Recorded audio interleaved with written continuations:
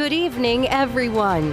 Please welcome our President of the American Academy of Nursing and hosts this evening for the induction ceremony, President Linda Scott and past President Ken White.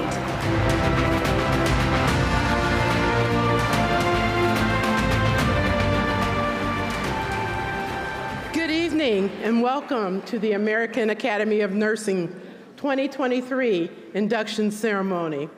I'm Dr. Linda Scott, and it is my honor to serve as your Academy President.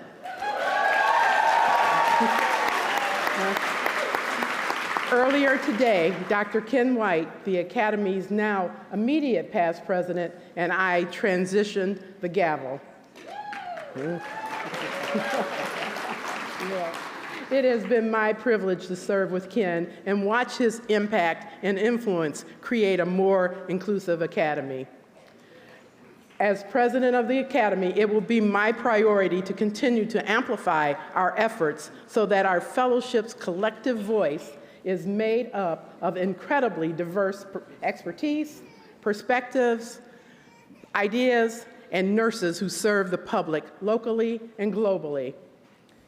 The American Academy of Nursing began with 36 charter fellows, each of them unique, each of them ready to lead, and for the profession, it was a diverse class of fellows. Over the last 50 years, we have worked to grow the Academy's fellowship, and with tonight's class, we will now have over 3,000 distinguished nurse leaders who are proud fellows in our organization.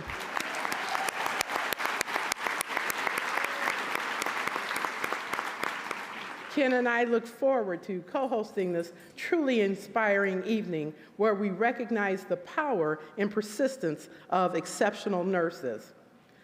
The people who join us as fellows tonight have done and will do inspiring work to advance health and achieve health equity around the globe. They truly embrace the mindset so eloquently stated by Paulo Coelho, impossible is just an opinion. As we begin, let us thank our generous sponsors for this evening's event. For over a decade, United Health Group has supported the Academy's induction ceremony. We are deeply grateful for their continued commitment to showcasing and celebrating leaders within the nursing profession. In recognizing nurses, United Health Group's Center for Clinician Advancement is recognizing the patients we serve and the impact we make. I would also sincerely thank everyone in the audience for joining us in supporting the success of our new fellows. This is a truly historic occasion. 2023 marks not only our 50th anniversary, but also the largest class of inducted fellows and the largest attendance at this event in the organization's history.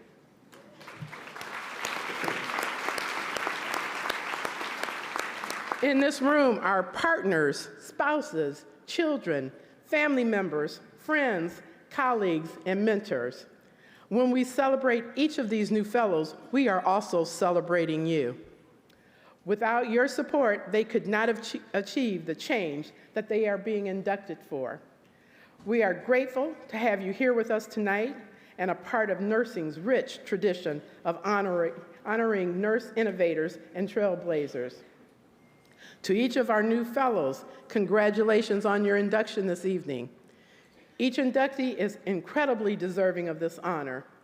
As a fellow within the Academy, you will help us reach our vision of healthy lives for all people. There are many challenges ahead to improve health and healthcare in communities around the globe. With your expertise, we will increase our collective efforts to not only envision this change, but to achieve it. It is my hope that after this incredible celebration in your honor, you will walk away inspired by the work of the fellows in your class, inspired by the people who you have met the last few days, and most of all, inspired by the work we will achieve together. As your president, it will be my commitment that we will collectively listen more deeply, think more critically, act more boldly, and embrace the opportunity that is in front of us. These actions are critical to advancing our mission to improve health and achieve health equity by impacting policy through nursing leadership, innovation, and science. As a policy organization, it is incumbent upon us to be a voice that champions evidence, compassion, and equity so that the public has access to the care they need. Together, we are building on the organization's legacy of transforming the way individuals receive and experience care so that it is culturally sensitive, backed by innovation, and follows evidence-based research. The organization's next 50 years will be grounded in the work we are now doing and the accomplishments we achieve collectively. As an Academy of Fellows, we are primed to heighten our impact and influence, and we'll do it together.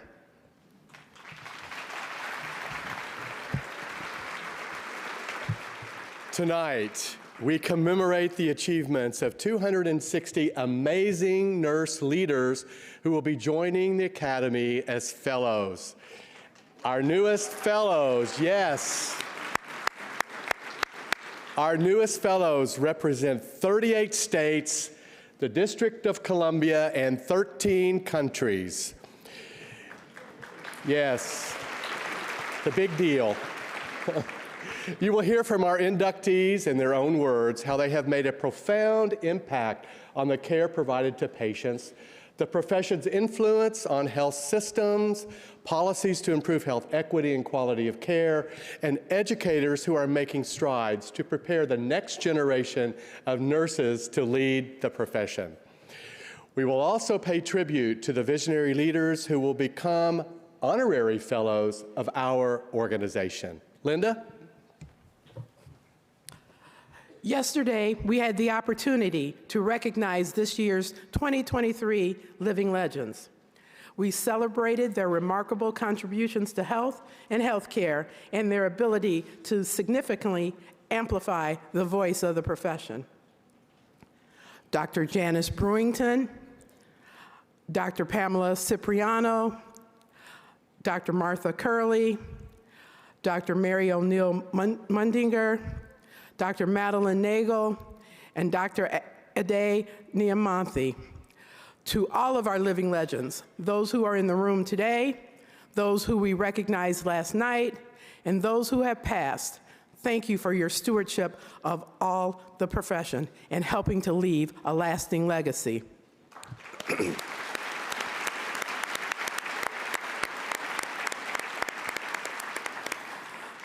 Before we begin, I would like to personally thank the courageous leaders whose vision and dedication helped to build the American Academy of Nursing. Supporting an organization by providing one's time, talent, and treasure elevates its impact. We are grateful to the many volunteer leaders who advance the Academy's mission by serving on the board of directors, committees, and expert panels. We would also like to recognize the 36 charter members of our organization who launched this incredible academy. Diverse in their thinking, backgrounds, and expertise, they saw the academy as a catalyst to transform policy and usher in meaningful change. We celebrate their legacy tonight during our induction ceremony. Finally, it is my privilege to recognize the past presidents of the Academy. Stepping into this role as the Academy's 30th president, I know the great importance each of my predecessors played in shaping the Academy's impact and influence. Their commitment to the Academy has been enduring. After their term as president ended, each have remained steadfast in offering their skills, time, and energy to ensure the Academy achieves its mission. We are thankful for their unwavering dedication.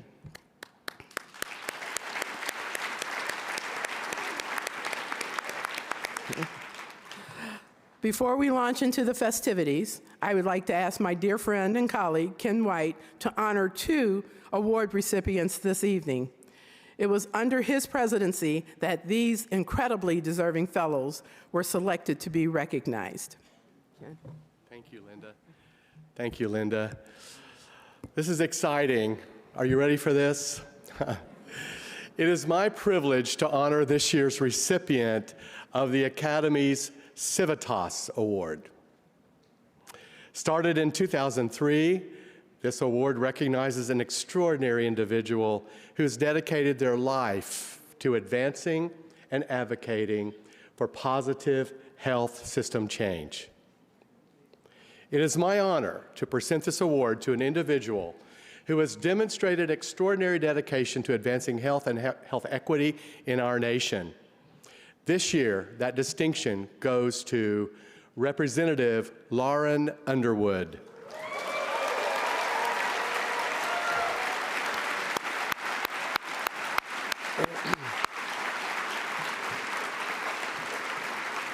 Exciting.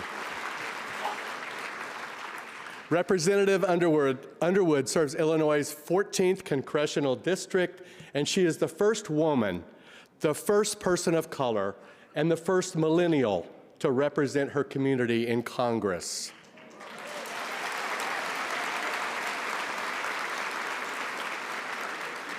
As you know, Representative Underwood is a registered nurse and a fellow of the American Academy of Nursing.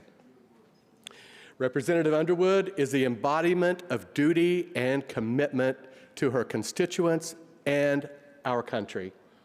She places the health of the nation central to every decision she makes in Congress. From the start, she has been clear that sound bipartisan policy will be a cornerstone of her time on Capitol Hill. Since she was sworn into office, she has authored and introduced, as the lead sponsor, 76 pieces of legislation focused on critical issues such as veterans' health, gun violence prevention, education and training, as well as environment and energy. In total, 11 pieces of legislation in which the Congresswoman was the lead sponsor were signed into law. Wow. Just wow. These laws help speed up the availability of generic insulin, funded an interoperable electronic health record for use across the Department of Homeland Security to improve medical screening standards at the U.S.-Mexico border, and created better reporting standards within the Veterans Affairs related to suicide prevention and the provision of coordination of mental health services. Thank you. Representative Underwood is most known for her tireless advocacy for Black maternal health. She is the co-founder and co-chair of the Black Maternal Health Caucus. The Black Maternal Health Caucus advances policy solutions to improve maternal health outcomes and end disparities. The Academy has been a longtime supporter of the Black Maternal Health Momnibus Act and looks forward to working with her to pass this critical legislation.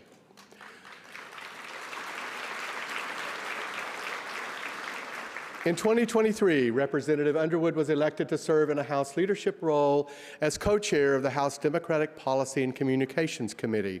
She is the first Black woman to win an elected position in the Democratic leadership since Representative Shirley Chisholm in 1977.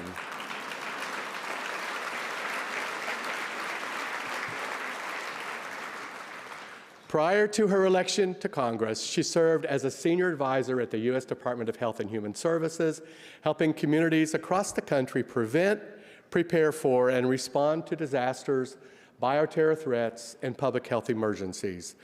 Specifically, she directly supported the Office of the Assistant Secretary for Preparedness and Response during domestic and international public health disasters, including the Ebola outbreak and the Flint water crisis. As a career public servant at HHS, she also helped implement the Affordable Care Act, broadening access for those on Medicare. The Honorable Representative Underwood is a strong voice for the profession and fierce advocate for improving health. Please help me in celebrating her work as a true champion of change.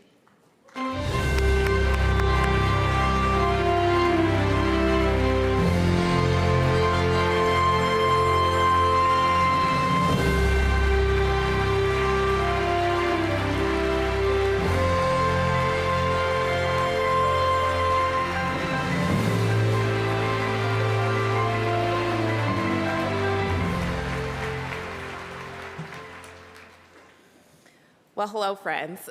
I'm so excited to be with you all today to celebrate the nursing profession and this momentous occasion for the inductees. Please give yourselves a round of applause. Okay, we're good. I'm Congresswoman Lauren Underwood, and I have the honor of representing Illinois' 14th Congressional District in the U.S. House of Representatives. And like many of you, I'm also a proud nurse. Nurses are on, thank you. Nurses are on the front line of every global crisis that we experience, whether it be a natural disaster or a pandemic. They are there during some of the most intimate moments, when a mother gives birth, when a patient receives a diagnosis or news of healing, and when someone passes away. The work that nurses do is valuable and necessary. Our society couldn't function without our profession. And so I am incredibly honored to receive the 2023 Civitas Award, and I'm even more thrilled to be a member of the American Academy of Nursing.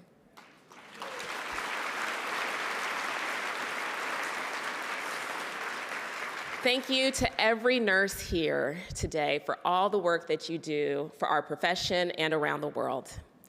As just one of 3 nurses in Congress, I'm committed to supporting nurses at every stage, from our education and training to our professional development in healthcare and beyond.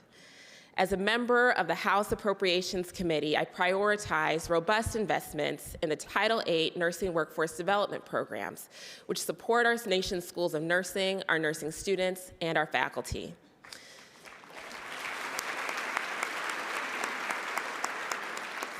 During the 117th Congress, I introduced legislation that would make robust investments in nursing education, called the FAN Act. I've always championed the opportunity for nurses to practice to the full extent of our licenses.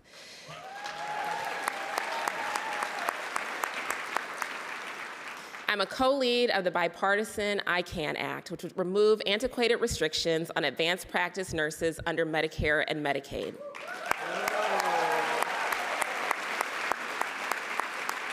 I'm also proud to support funding increases for the National Institute of Nursing Research, where nurse researchers are making discoveries to solve pressing health challenges and advance health equity by informing evidence-based policymaking.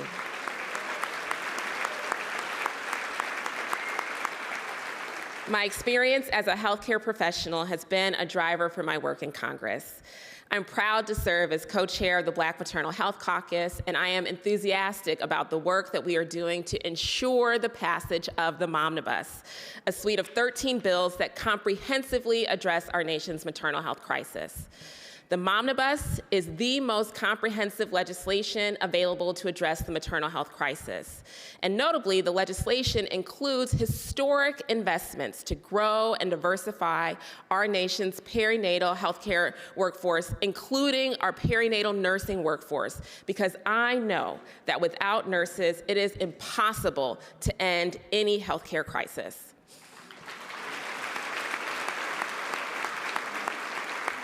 The work of our nurses is sacred. The journey to even become a nurse is difficult, and we must be intentional about honoring that. One way to acknowledge the gravity of contributions nurses make to healthcare is to allow us to finally practice to the full extent of our education and training by practicing at the full capacity of our license, ensuring that every nurse can practice to the full extent of the education and training is the right thing to do for our nurses and the patients that we care for.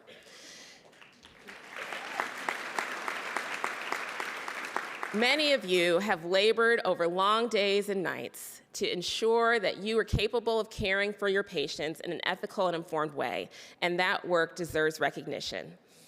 I am so proud of all of our inductees today and grateful for the work being done by the American Academy of Nursing. This community is a valuable, supportive, and inspiring one. My work in Congress led me to the halls, my work as a nurse led me to the halls of Congress. And while I may be in a suit and not scrubs every day, I want each of you to know that I'm thinking of and advocating tirelessly for our profession every day.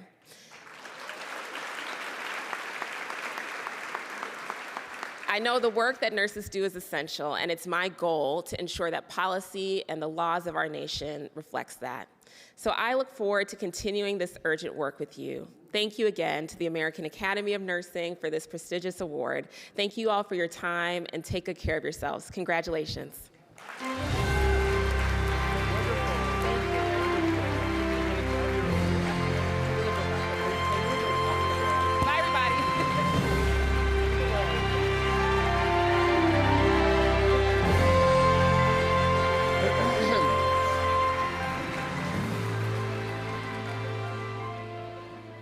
What an amazing response. Thank you all. What an amazing speech, too. Thank you, Representative Underwood. Next, it is my honor to present the 2023 President's Award. The Academy's President's Award recognizes an individual who's made extraordinary, lifelong contributions to improving the health of individuals, families, and communities. This is the highest individual achievement award given by the Academy and is at the discretion of the President to be awarded when someone has been identified as truly fitting of the honor. It is my privilege to recognize an incredible leader, mentor, and friend, Dr. Eileen Sullivan Marks.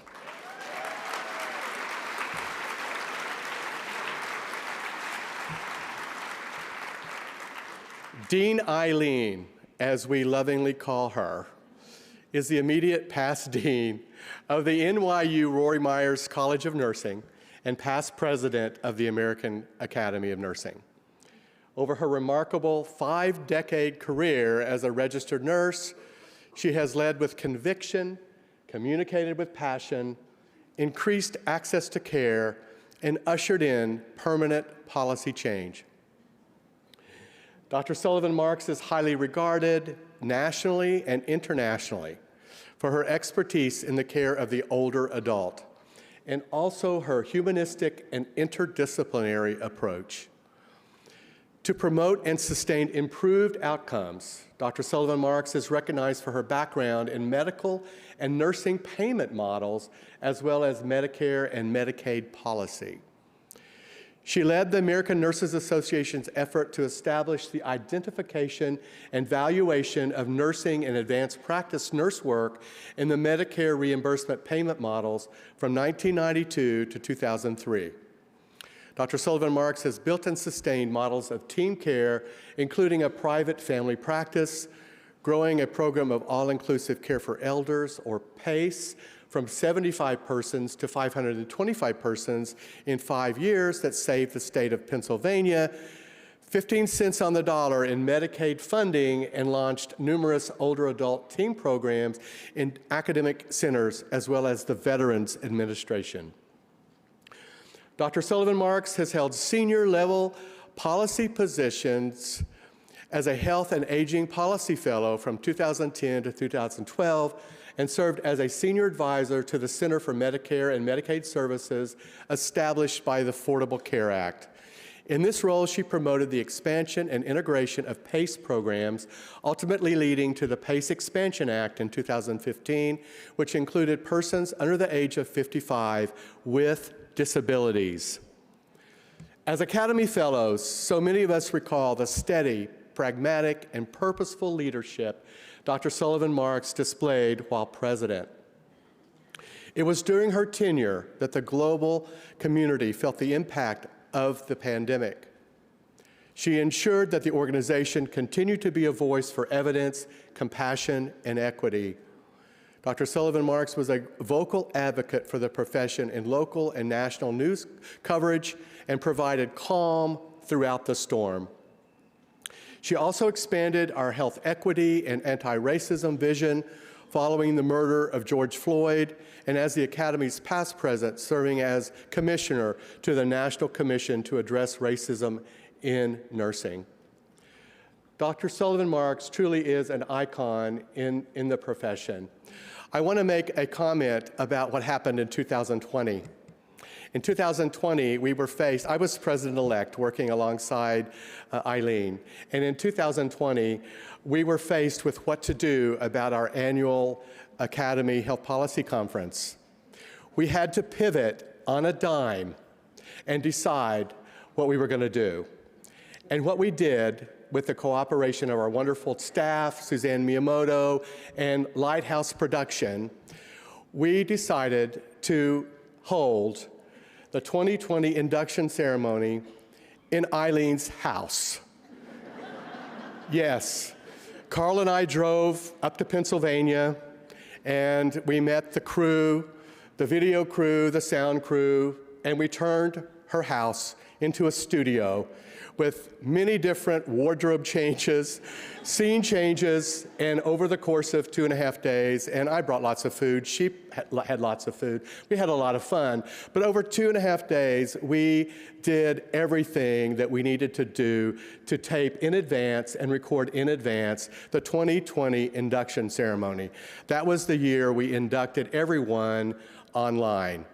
And some of you may have remembered that, some of you may have been inducted that year, but it was an amazing piece of our history in the Academy. So thank you for that. Just another comment about that. It seems normative now for us to be on Zoom all the time, but even in 2020, it was not. We were not used to that at all.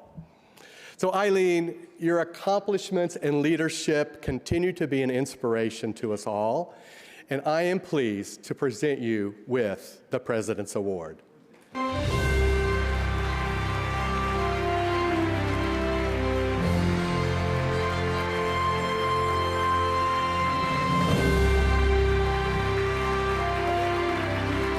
I have to go over there.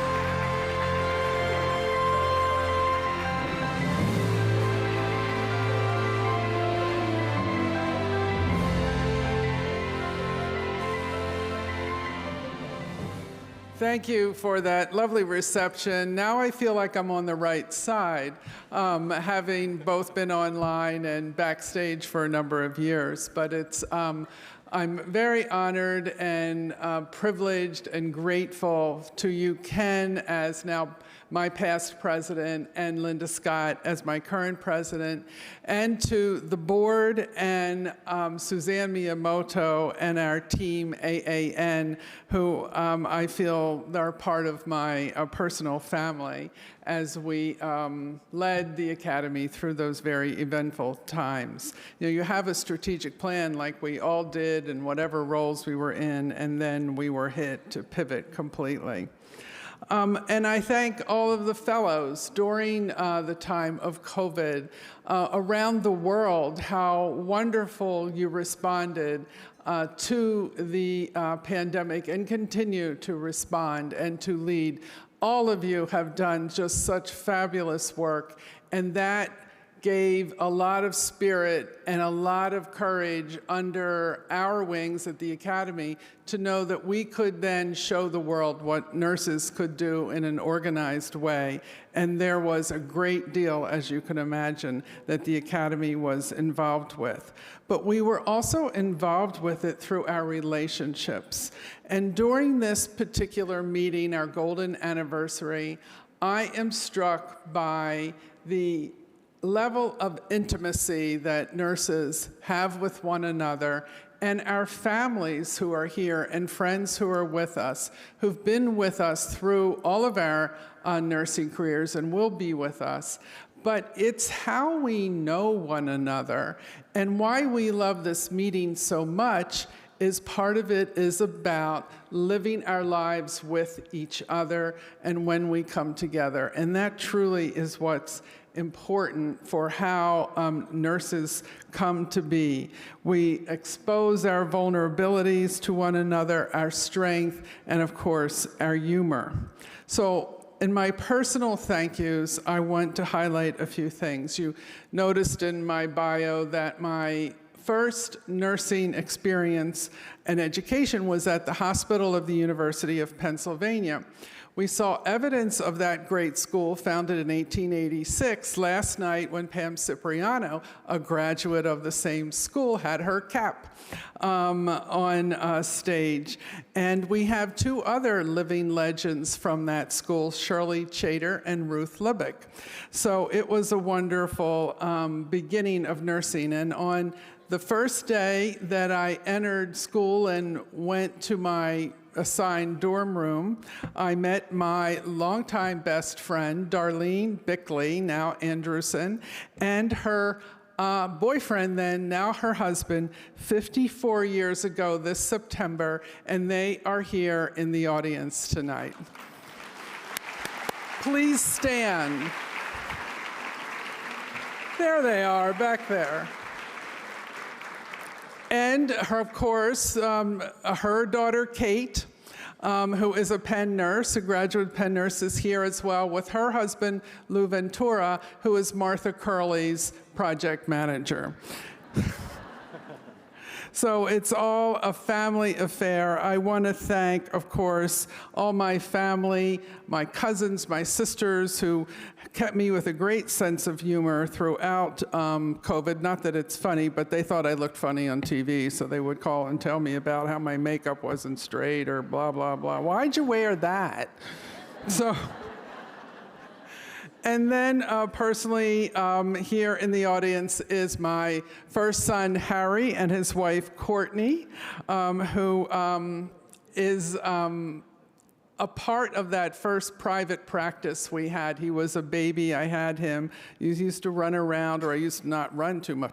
So then we put him in a little seat when we went out and did flu clinics and stuff, flu shot clinics. And my son, Dan, who could not be here today because he is in Newport, Rhode Island in Navy Officer Training School right now. My husband, Ken, many of you know, I've been here a few days without him. Everyone says, where's Ken? He's here somewhere. Ken is here. And without him and the love and the spiritual soulmate that we have, it wouldn't be possible. The person who introduced us, a nurse, Chris Badway, is back at our house babysitting the dog that is Danny's dog because he had to go to the military. And so it's all one big happy family, and thank you to all of them. And Harry is a defense contractor at Fort Belvoir, so we are a military family, and I am grateful for all of you in the room who have association with military service and how we do that work. And of course, all the other family in the Mark side of family who were very helpful. So let me, with all humility, thank you all. This is all your honor. It's what we did together, and I'm very thrilled and pleased. And thank you, Ken, my very good buddy, my work husband, Ken, my love husband.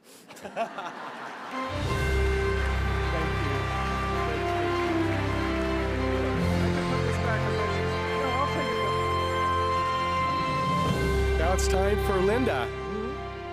I'm back. Yes. Now it's time to begin our celebration. This is truly a night for the history books. It's our 50th induction ceremony. While the event has transformed over the years, the intent of this ceremony has not. To honor the incredible contributions of nurses to the health and wellness of the public. This night would not have been possible without the time, energy, and passion of our Academy's Fellow Selection Committee. This year, the committee was led by Chair Dr. Terry Murray and co-chair Dr. Marla DeJean. Both Ken and I are former members of the Fellow Selection Committee, and we know the challenging tasks the committee members have in reviewing the extraordinary applications. This year, the committee reviewed 398 applications. And as Ken mentioned, we will recognize 260 nurse leaders. This class of fellows is the largest class ever inducted.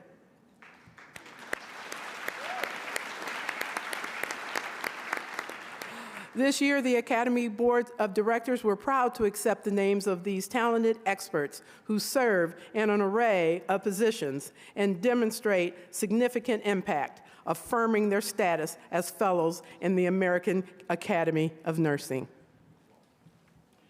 In welcoming these fellows, the Academy will be comprised of more than 3,000 leaders who are experts in policy, research, administration, practice, and academia that champion health and wellness locally and globally. I want to take a moment to also recognize the new fellow sponsors. Sponsoring a candidate for induction is a critical role for fellows to sustain our organization. Sponsorship signifies that commitment to identifying talent, supporting nursing leadership, and paying forward the gift we all receive from our sponsors during this process. Linda? So as Ken mentioned, tonight we will hear from the fellows themselves. To learn more about the new fellows, their amazing accomplishments are captured in depth on the conference website for you to review after or during tonight's event. So, without further ado, on with the celebration of nursing excellence.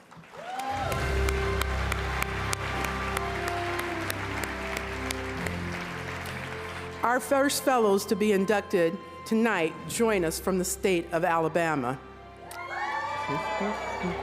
Robin Bartlett. My contribution to health includes improving diversity in the nursing workforce, including among those who work at the bedside to those who work in the nurse scientist role. It includes conducting research to improve health outcomes among minority youth, and includes the design of mentoring and development programs for rural youth and nurse scholars in the United States and beyond.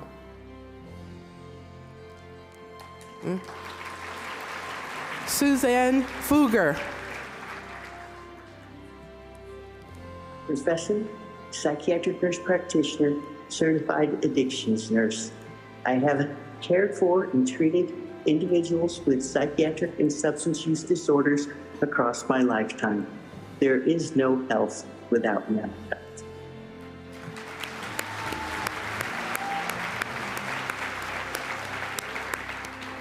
My service and advocacy work has helped inform dialogue on state and national levels, improving health equity and outcomes, advancing diversity in nursing and research participation, and helped reduce scope of practice barriers. Grace Grawl.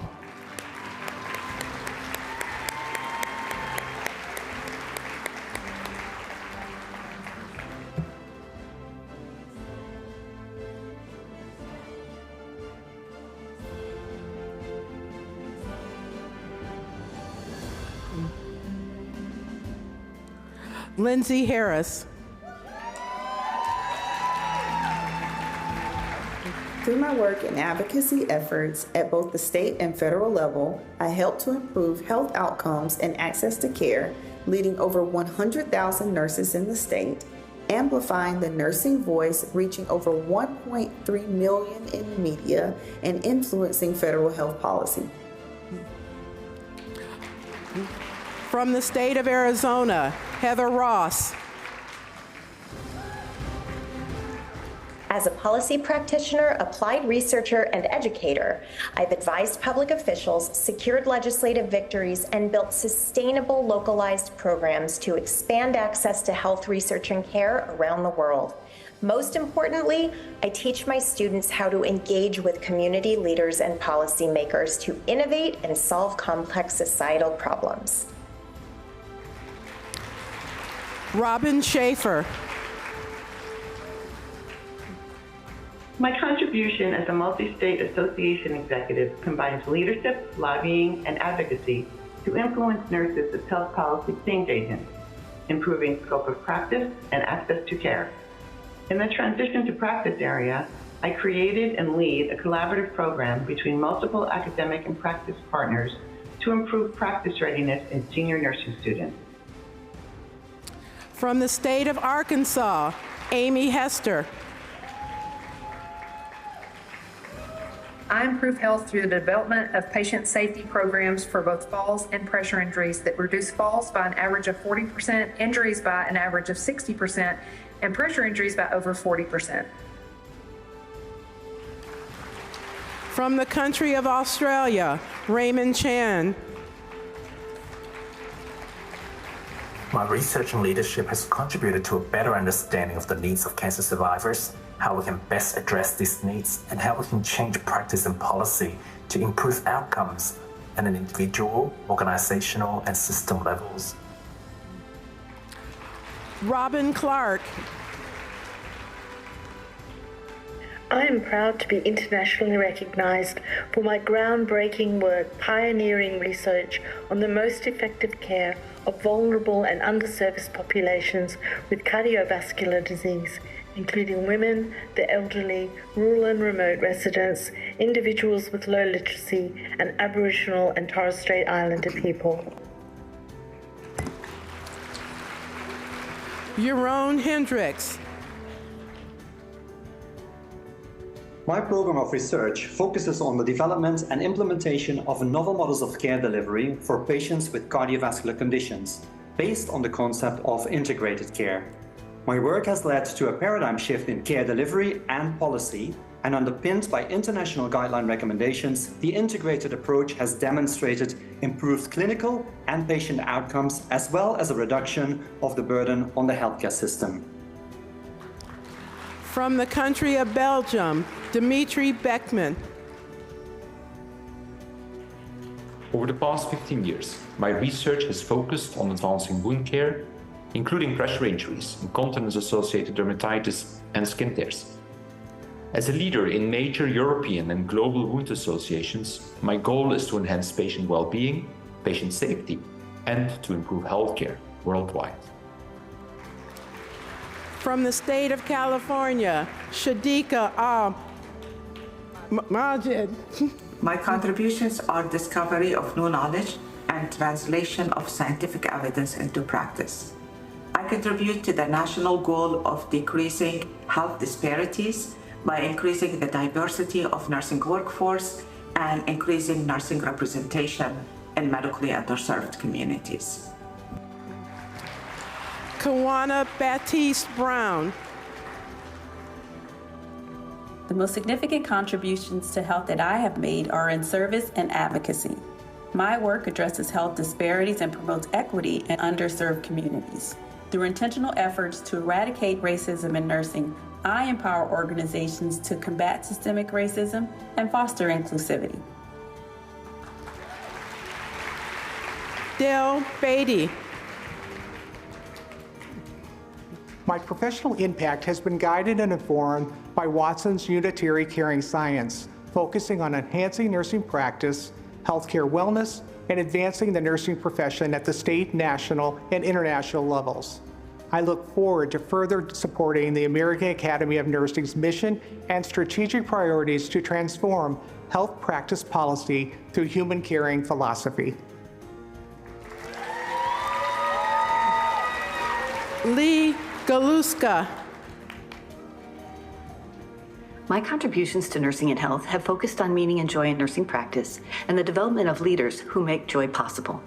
My evidence-based approach to joy-centered leadership has helped organizations create healthy work environments that support nurse well-being and performance so they can produce the best health outcomes. Kelly Guzman. I'm a Hispanic nurse leader and entrepreneur with a history of leveraging the nurse's voice in healthcare design and serving my community. I've mentored and created careers in construction for over 60 nurses and project managers. I founded Yellow Brick Consulting, a firm dedicated to partnering with healthcare leaders, and through the publication of 2 books, have provided a formalized activation process to the global healthcare industry. Salam Jadahala. My work had transformed the care of Middle Eastern immigrants and patients with cancer in the U.S. and globally. I have positioned nurses as strategic leaders to shape patient care by facilitating interprofessional collaboration, education, and mentoring of students and nurses to implement evidence-based solutions across the care continuum. Rashashi Kapulu. Recognizing the distinct healthcare needs of acutely ill children, my contributions include leading pediatric subspecialty workforce development initiatives, advocacy for federal programs which provide critical access to pediatric healthcare services, and optimizing the care of hospitalized children through multidisciplinary partnership and collaboration.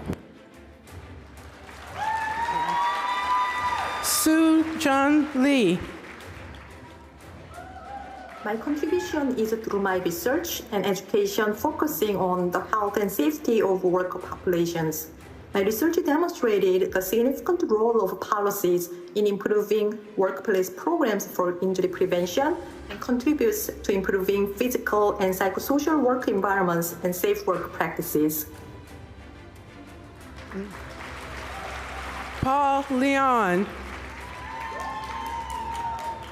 Starting what became the 10th largest nonprofit in Southern California that has given access to healthcare and housing for thousands of individuals experiencing homelessness. Heather Lutweiler. My most significant contribution to health is the development of an internationally recognized program of research focused on determining the factors associated with poor physical health in older adults with serious mental illness, and the development and testing of interventions that will improve the health and healthcare of this population.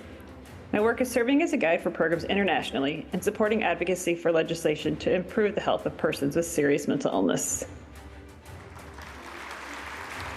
Margot Manessian.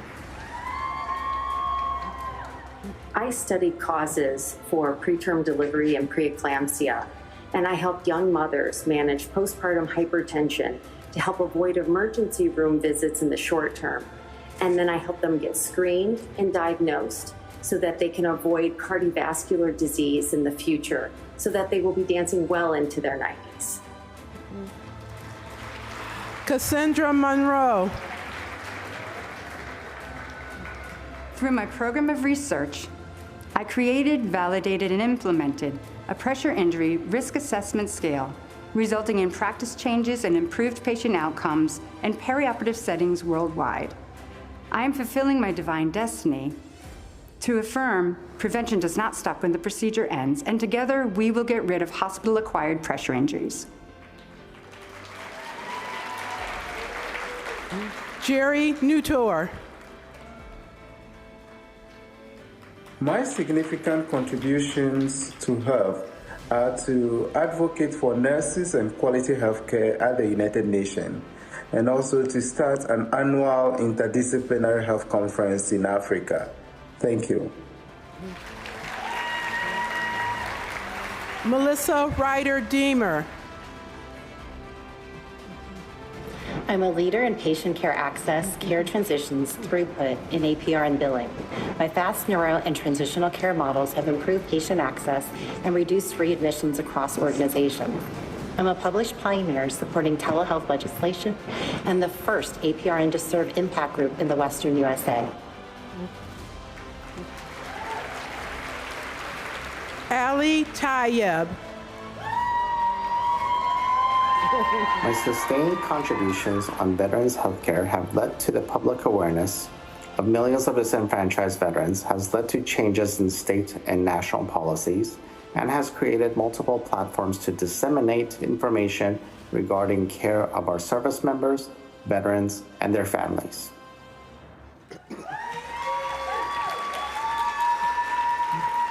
Paulina Van. With my cutting-edge research, I created a theory of pregnancy loss from a predominantly African-American sample and extended that theory using diverse women's experiences.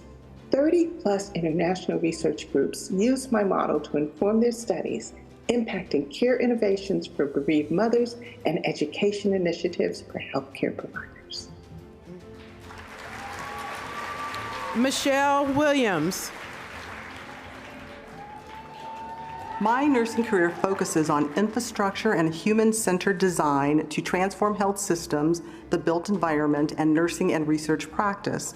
My leadership designing safety net hospital and community services, amplifying Black nurses' voices as the founder and president of the Stanford Medicine Black Nurses Association, and academic nursing research as the inaugural chief of the nursing research section exemplifies the tenets of the American Academy of Nursing to improve and achieve health equity.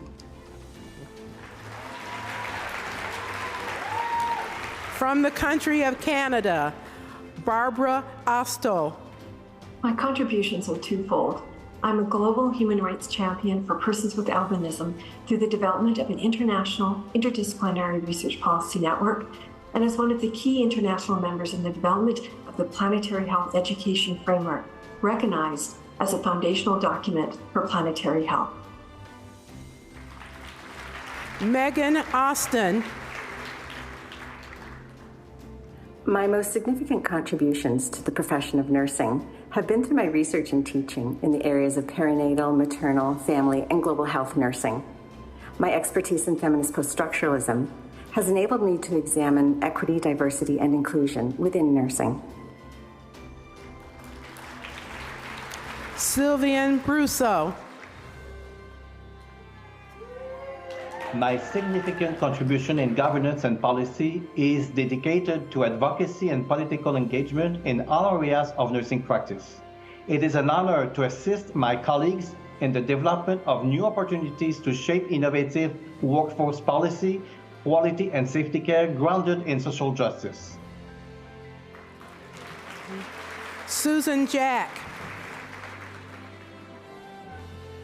Through my work as a public health nursing leader, educator, and researcher, I've advanced nursing interventions that have informed regional, national, and international practices to prevent or respond to gender-based violence. My advocacy for trauma and violence-informed care has advanced nursing education and practice with the goal of promoting health equity and improving healthcare experiences. Sandra Locke. I hold the first in Canada, university-appointed and hospital-located professorship in cardiovascular nursing at the University of British Columbia and St. Paul's Hospital in Vancouver, Canada. I am pioneering the role of the embedded nurse clinician scientist to help close the gap between academia, research, and clinical care, and champion the role that nurses play to improve patient outcomes and health services. Bukaler Salami. First, my research influenced policy in Canada on the health of Black people. Second, my research informed the creation of the first mental health clinic in Canada for Black people in Western Canada. Third, I created the African Child and Youth Migration Network. And fourth, I created the Black Youth Mentorship Program. Eric Staples. The most significant contribution I've made is as developer of Canadian Perspectives on Advanced Practice Nursing, the only Canadian textbook on APN that has been adopted nationally in graduate and NP programs. In Canada and globally, the textbook supports education, guides APN practice, and explores how APNs are transforming healthcare for the future. Kimberly Widger. My research advances pediatric palliative care science, practice, and policy through tools enabling parents to provide feedback on care, national education for practice improvement, and documentation of the scope and impact of specialized services to guide policies for enhanced access and quality of care. From the country of Chile, Amalia Silva Galleguillos. My contribution on the population health has been through the academic work. With more than 24 years in the job, I have been training the new generation and nursing postgraduate at institutional and national and international level in the application of the scientific evidence into the quality of care for the population.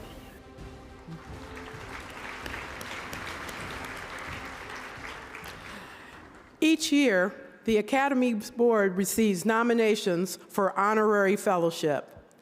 These individuals who have a background outside of nursing have exemplified interprofessionalism throughout their exceptional careers. Their induction as honorary fellows signify their outstanding contributions to healthcare and their collaboration with the nursing profession to improve care. The first honorary fellow to be recognized this evening is James Buchan. Dr. Buchan is known internationally as a trusted resource for his expertise on nursing workforce policy and planning. Dr. Buchan has worked extensively as a consultant on nursing workforce policy and planning in over 60 countries in Europe, Asia, and the Pacific for governments and international agencies such as WHO and the World Bank, adding a nursing perspective to important global health discussions and bringing an evidence-based perspective to policymakers. Through his multiple leadership positions, including as a senior fellow at the Health Foundation, an independent think tank in London, adjunct professor at the World Health Organization Collaborating Center for Nursing at the University of Technology in Sydney, and a visiting professor at the School of Nursing, University of Edinburgh. He advocates for sound system reform. Dr. Buchan's work focuses on national and international nurse labor markets, mobility, retention and deployment, pay and reward, and workforce sustainability. As we reflect on the Academy's pivotal work throughout its history, we are reminded of the development of the Magnet program, which is still timely and thriving today. Dr. Buchan's series of papers on magnet hospitals, which he began publishing in the early 1990s, have impacted the evolution of the magnet model in the UK and motivated the first magnet-recognized hospital outside of the US. During the COVID-19 pandemic, he leveraged his expertise for Scotland's Department of Health, working to help identify how to scale up and sustain the healthcare workforce during the crisis. In recent years, he has consulted for the International Council of Nurses, or ICN, and is a co-author of the recent series of annual Global Nurse Workforce Reviews published by ICN. The 2023 report, Recover to Rebuild, Investing in the Nursing Workforce for Health System Effectiveness, which underscore the nursing shortage as a global health emergency, advocating for improved work environments and nurse staffing, especially in the light of the devastation caused by the coronavirus. Dr. Buchan is a trustee of the Florence Nightingale Foundation, and I'm assuming is a football, or as we call it, soccer fan, as he is the trustee of the Aberdeen Football Club Community Trust. He is a Harkness Fellow, having worked at the Center for Health Outcomes and Policy Research at the University of Pennsylvania, where he retains a fellowship. Dr. Buchan, thank you for your commitment to championing nurses to ensure our perspective is parlayed in the global health policy arena. Dr. Buchan could not be with us today, but he has recorded a message for us. It's a great pleasure for me to be able to accept this honorary fellowship with the Academy. I only wish I could have been with you in person, but unfortunately my logistics prevented that. I'm particularly honored to receive a fellowship from what I regard as my peers, which from my worldview is the only honors that really matter. Notably also, I'm very pleased to have received the fellowship from the United States, which is the country I've always looked to for new innovation and evidence in my area of expertise, which is nurse workforce policy. So I'm also very much appreciative of my three nominators, Pam Cipriano, Angela McBride, and Linda Aitken. Notably Linda, who I've known for many years as a mentor and friend, I really appreciate her long-term support in my career and her willingness to nominate me for this very prestigious award. I look forward at some point in the not too distant future to meeting many of you, particularly my friends and colleagues from Penn. I think I may very well miss a very good party this evening, but hopefully next year we can all get together in person. So thanks very much for the nomination, which I accept with gratitude. Thank you.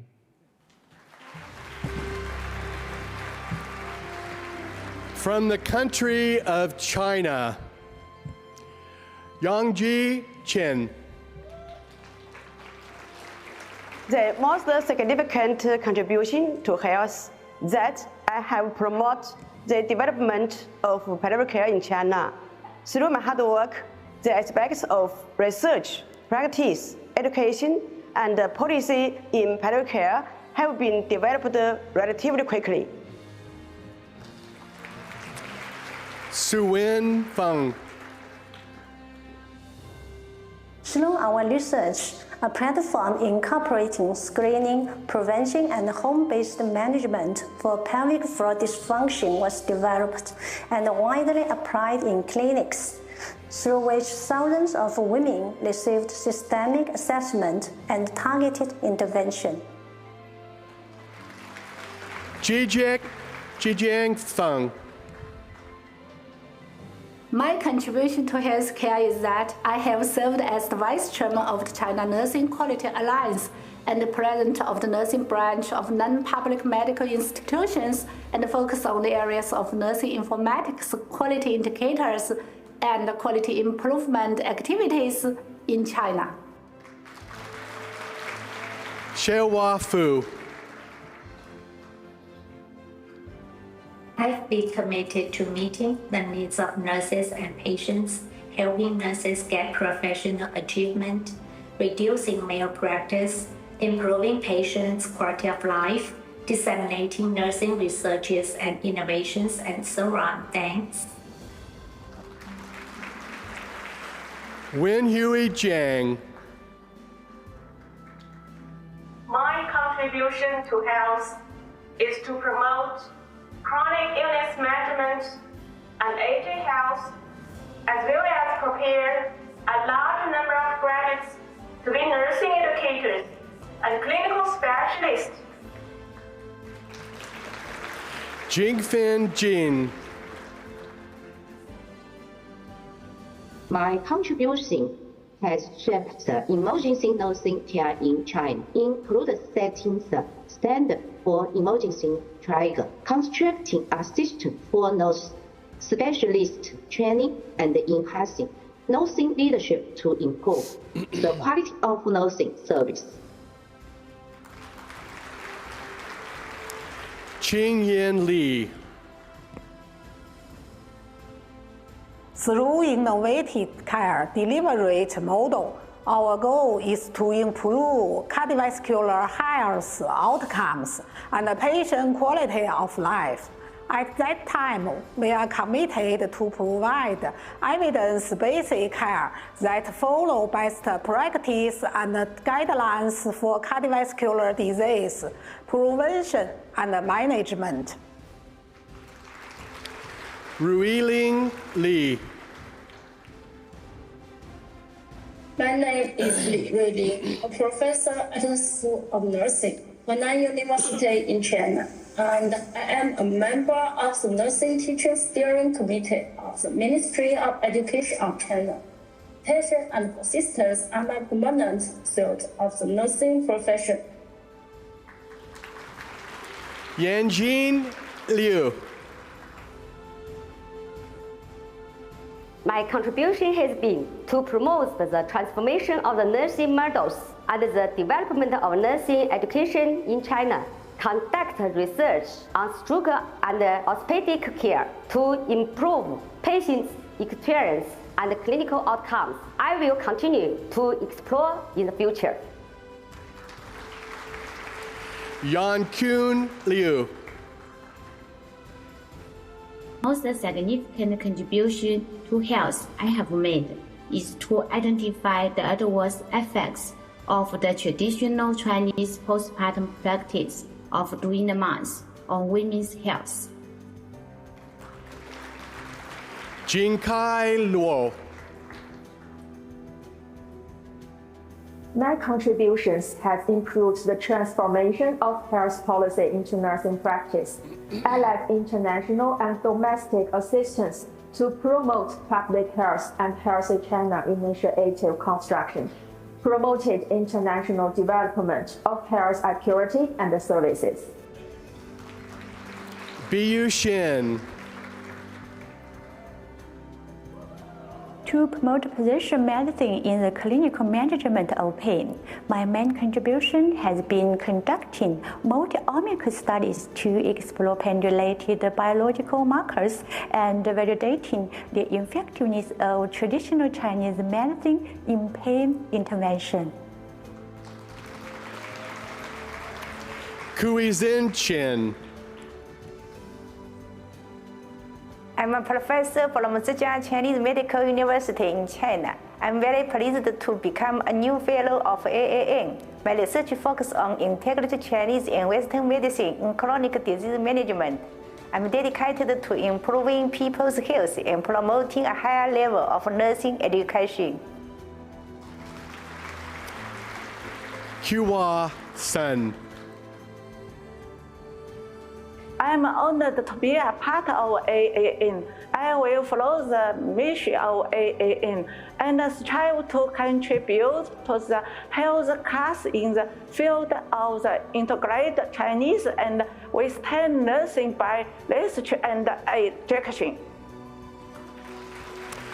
Lily Wei. My contribution has improved nurses' working environment and reduced their overrate. I also designed a prediction model and a virtual community platform for gestational diabetes screening and pre-disease intervention. Yajuan Ming. As the WCET Education Committee Chair, my contribution is promoting global education of wound ostomy nursing, especially among developing countries. Even during COVID-19, I still managed to develop 4 new programs and certificate over 1,080 nurses worldwide. Weiping Wu. I've dedicated my nursing career to gaining legal and policy support for specialized nursing services. I've also focused on innovating nursing services and devices, which have improved the care equality and efficiency in China.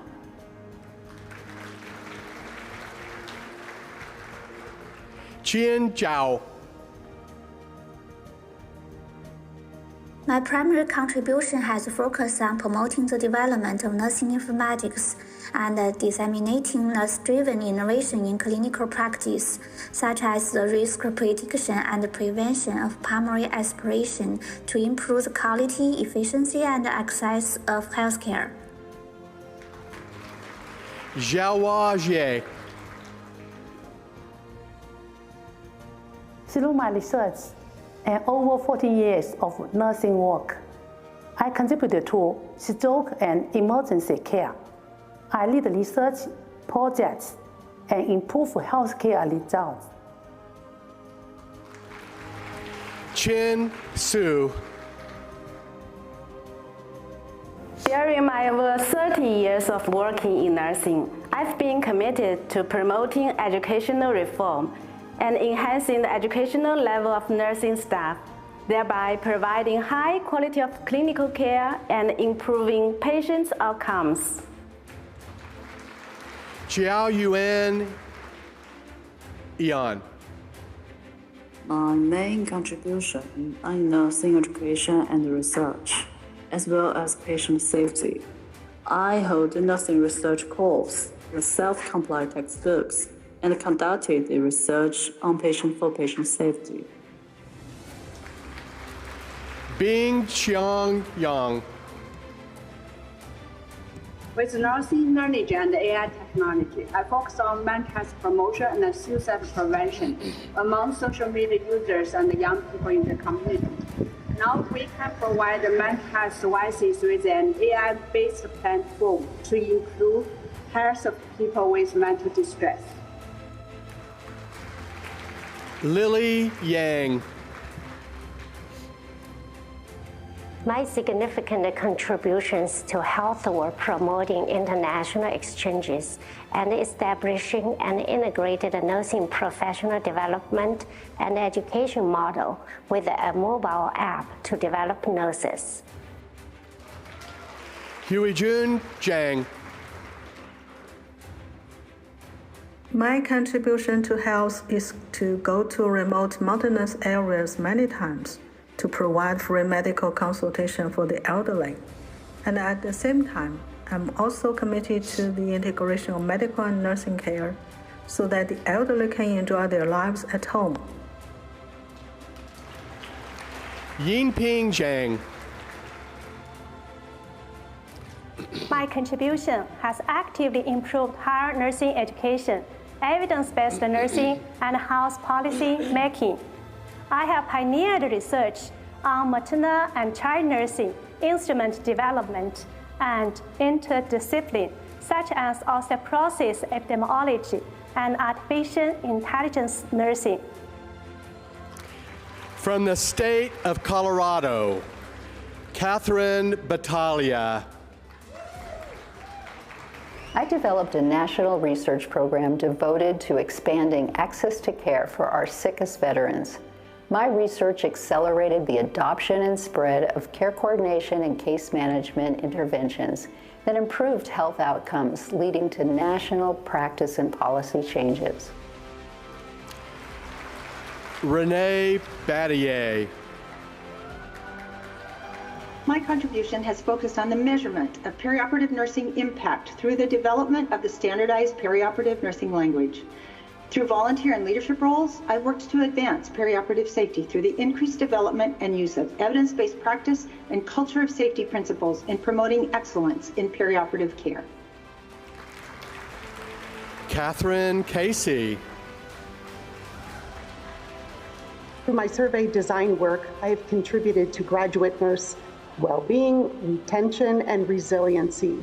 My surveys I use worldwide to evaluate graduate nurse residency programs, enhance nursing pre-licensure curricula, and support retention strategies. Sharon Garizzo Wilson. In my work in informatics, patient safety, and policy, I have advocated for and operationalized improvements in the healthcare delivery process through innovative informatics solutions, policy reform, and development of clinical guidelines. Terry Hernandez.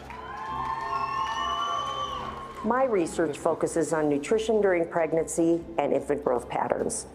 Evidence generated in my clinical investigations has informed international guidelines for nutrition and glucose management in pregnancy and gestational diabetes. From the state of Connecticut, Sandy Kao. My contributions have impacted health through my advocacy, innovation, and my passion for addressing structural and systemic racism in healthcare. I've worked tirelessly throughout my career to advocate as an educator, a researcher, and a clinician to ensure that folks have access to equitable care everywhere. Anna Sarah. My contribution to health is through my advocacy and policy efforts with the United Nations, the Vatican, and the World Health Organization to help eradicate human trafficking and to accept one universal policy. I will continue to champion education and training of healthcare providers locally, nationally, and globally about the challenges faced when caring for these victims. Elizabeth Doyle. My impact has been focused on providing equitable, holistic care for youth with diabetes to improve their quality of life. I have accomplished this through research, direct clinical care, advocacy, and through teaching our next generation of diabetes practitioners in our diabetes concentration at Yale. Jenna Lojudas. My contributions as a nurse midwife change agent hinge on dissemination of trauma-informed care best practices, education of safe nurses, development of an innovative trauma-informed care midwifery curriculum, and leadership in achieving scalable Medicaid pay parity legislation for nurse midwives. Ruth Lucas. My research focuses on changing the conversation around breastfeeding from a maternal-only responsibility to a dynamic interaction between women and their infants, which includes genetic risk related to pain, milk sufficiency, infant neural development as reflected in their breastfeeding behaviors, and the role of social determinants on breastfeeding success.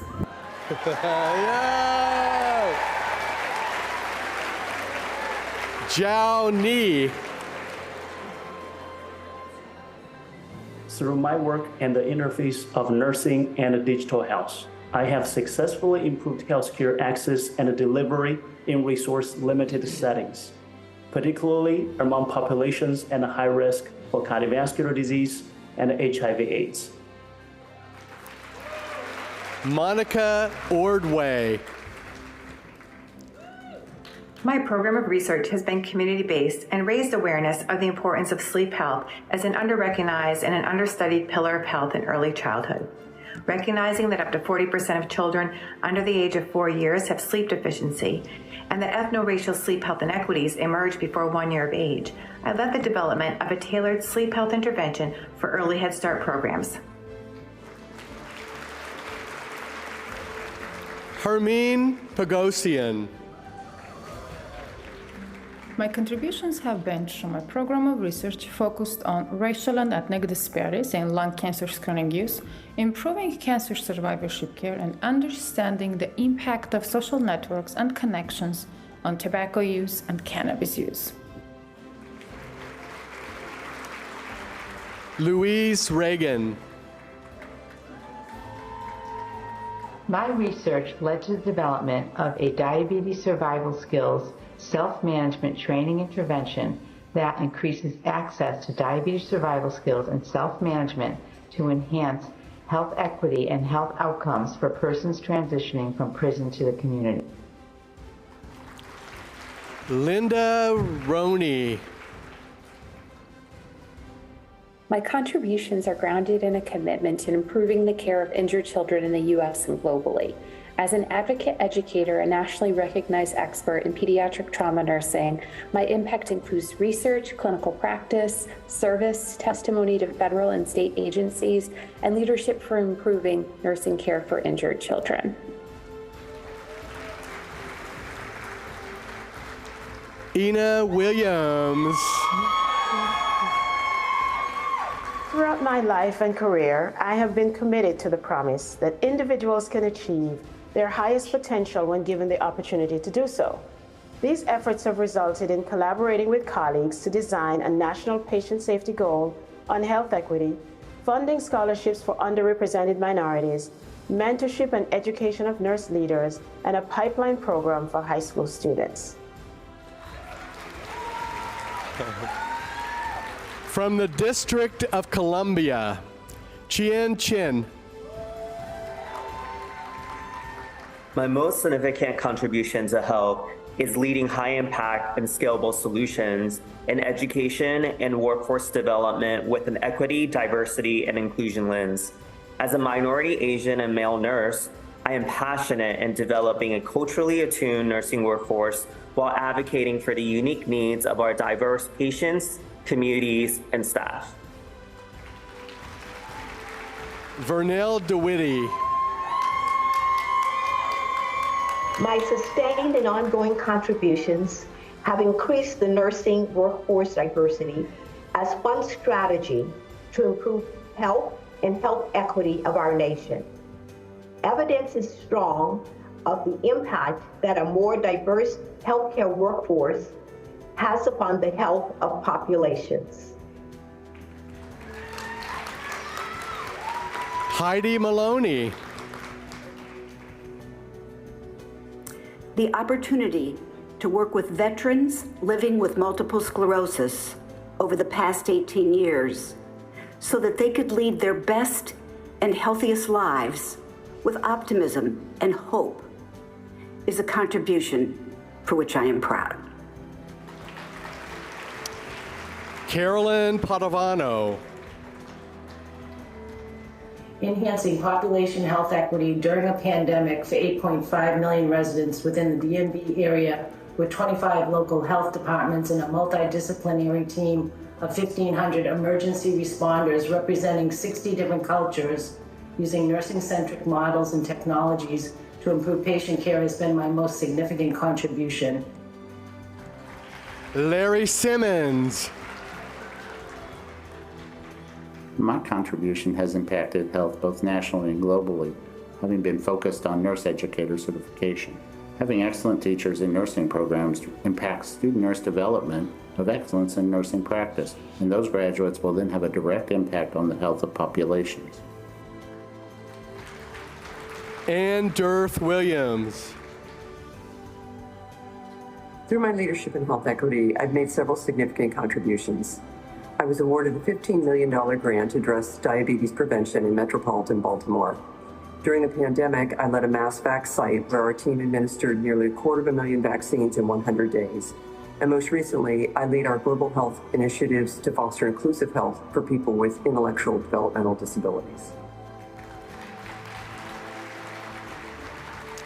From the state of Florida, Kelly Baumgartel. I founded the Human Milk Science Institute and Biobank to reduce common barriers related to the procurement of human milk samples.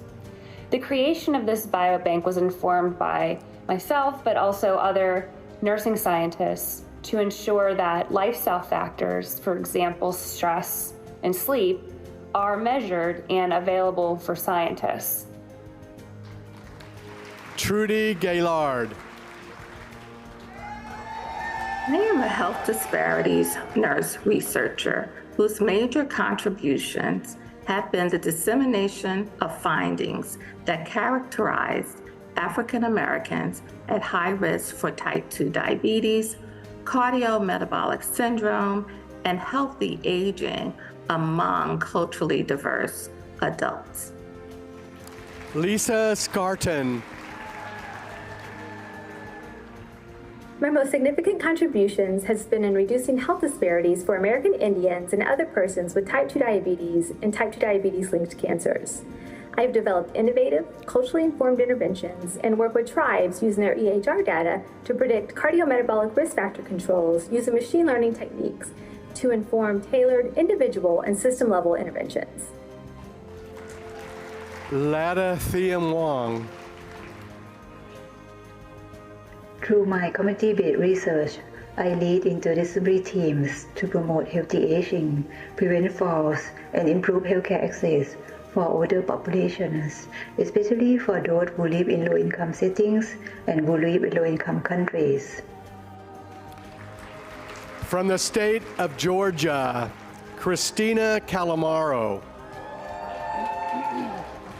I believe that I've made a contribution to healthcare through my drive and passion throughout my career to look for the best evidence to improve outcomes for pediatric patients, and ultimately to improve the lives of those children and their families. Roxana Chicas. Through my research, I am shaping the future of climate and occupational health science. I conducted the first field-based intervention study to reduce core body temperature among farm workers in the U.S. I'm creating solutions that are grounded in the realities of labor and informing intervention practices in the U.S. and globally. Callie Cook. My greatest contribution to health is seen through my commitment to improving quality for patients and health systems nationally. My work has focused on establishing quality benchmarks to improve headache care and reduce unnecessary neuroimaging for patients with migraine and other primary headache disorders.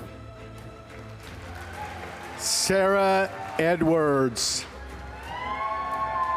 I have been privileged to take care of so many mothers during labor and birth and to catch 3,000 babies during my midwifery career. Now, my research of the perinatal microbiome is enhancing the global visibility of nursing science to improve health and reduce disparities in vulnerable populations. Nicholas Giordano. Through my work as a nurse scientist, I lead federally funded interdisciplinary teams implementing and evaluating multimodal opioid-sparing interventions capable of improving pain and symptom trajectories after injury or surgery across care settings where military personnel, veterans, and civilians seek care. Shawana Moore.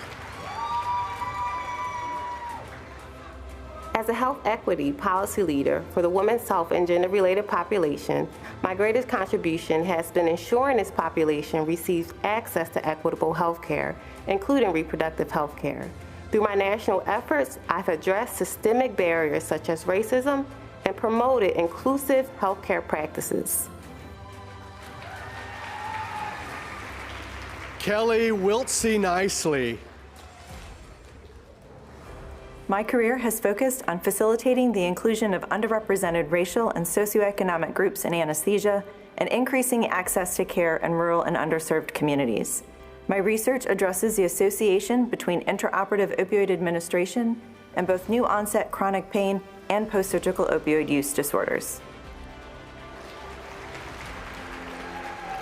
From the state of Hawaii, Lara Reichart. My contribution to the nursing profession is improving access to nurses through nurse residency programs, particularly in rural, remote, and underserved communities. Lori Wong. I embrace innovation by advancing simulation teaching methods and interprofessional education through research and workshops in the Asia-Pacific region. I endeavor to educate a workforce that embraces teamwork, effective communication, and collaboration to address healthcare needs of underserved populations. From the country of Hong Kong, Ying Lau. My research area is on preventive medicine to promote psychological well-being and prevent sleep and obesity problem. So that's why I believe my interest finding can contribute to health. Justina Yatwa Liu. Through my innovative research in nursing, I have integrated technology into interventions, enhancing the qualities of care for our older population. Additionally, I have transformed nursing education through technology, crafting a more effective and engaging learning experience for nursing students. Our next honorary fellow is Michael McGinnis. Dr. McGinnis' storied career is the hallmark of a servant leader. As a public health champion, he has been an incredible partner in bringing all voices to policymaking tables. His dedication to the healthcare team has been resolute, and he is a true proponent of amplifying nursing's voice.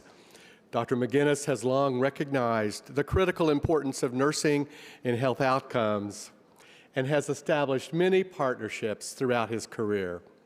Dr. McGinnis is a renowned physician and epidemiologist who holds appointments at the National Academy of Medicine as Senior Scholar, the Leonard D. Schaefer Executive Officer, and Executive Director of the National Academy of Medicine Leadership Consortium. Previously, Dr. McGinnis served as Senior Vice President and founding head of the health group at the Robert Wood Johnson Foundation.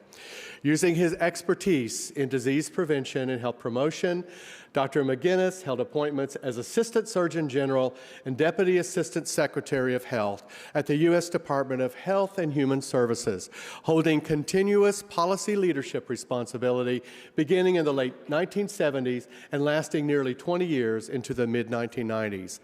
Among the notable programs initiated and implemented under his leadership are, at HHS, the Healthy People National Goals and Objectives Process, the Dietary Guidelines for Americans, the U.S. Preventive Services Task Force, and the 10 Essential Services of Public Health. During his time at the Robert Wood Johnson Foundation, Dr. McGinnis spearheaded the Health and Society Scholars Program, the Young Epidemiology Scholars Program, and the Active Living by Design Program. Under his leadership at NAM, the Learning Health System Initiative and the COVID-19 Emerging Stronger Initiative were launched. Most of the programs and initiatives he started and led remain prominent elements of national policy today. Internationally, Dr. McGinnis served in Uttar Pradesh, India, as State Director for the World Health Organization's Smallpox Eradication Program, and in Bosnia as the Chair of the World Bank European Commission Task Force for Reconstruction in Health and Human Services. Dr. McGinnis is known for transforming the national view of leading health threats through his seminal publication in the Journal of the American Medical Association, The Actual Causes of Death in the United States, which shed light on true root causes of morbidity and mortality. National recognitions include the Public Health Distinguished Service Award, Health Leader of the Year Award, and Public Health Hero Award. Dr. McGinnis is an elected member of NAM, a Fellow of the American College of Epidemiology, and Fellow of the American Association for the Advancement of Science. Dr. McGinnis, please join me on the stage.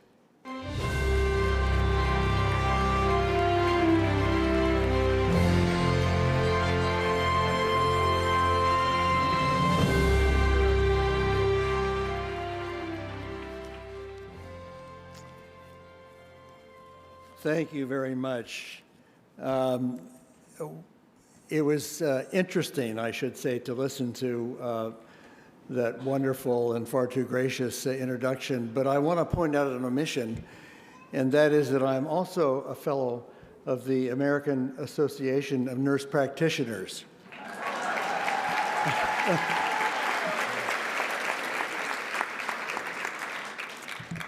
Fellow inductees and everyone here in the room and the colleagues beyond, happy 50th, and thank you. It's important for me to point out how deeply grateful and honored I am at the privilege of association with the health profession, which is most fundamentally and visibly engaged in the relief of human suffering and the advancement of health.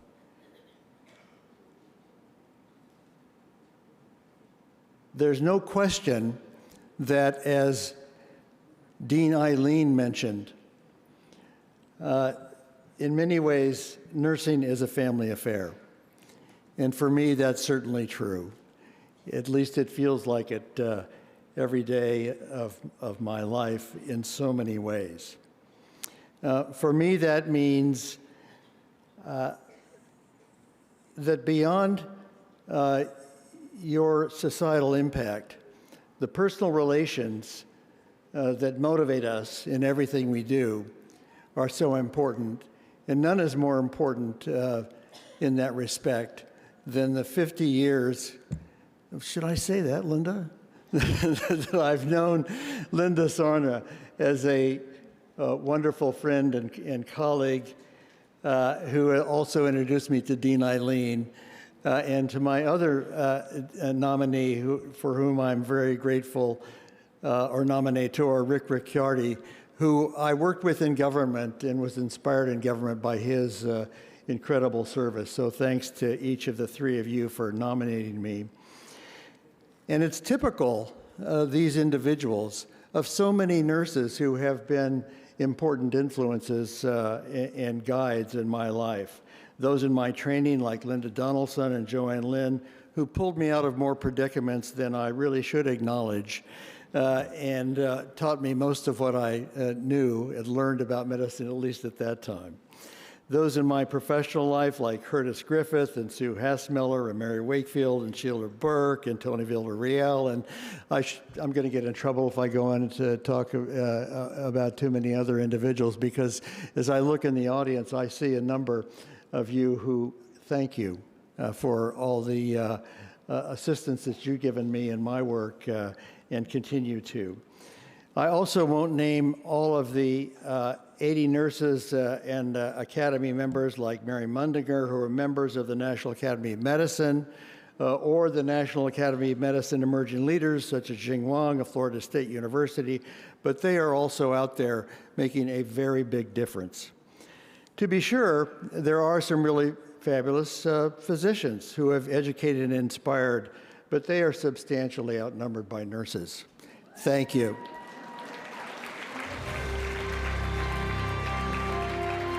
And that includes your own Suzanne Miyamoto, who has become a very important policy ally, and for whom I'm grateful. And I won't go all through the living legends of last night because I hear the music playing, but I will say that besides the feeling underdressed for the occasion, as we saw the honorees and other inductees, that one of the highlights for me I have to share again with you, and it was captured by Barbara Nichols, who you may recall last night, after she noted that as a nurse, she was expected to move mountains, leap tall buildings, and fly over the moon. She said simply, "I did." That spirit captures what you bring to all of society, and you've certainly brought to me. Thank you for this honor.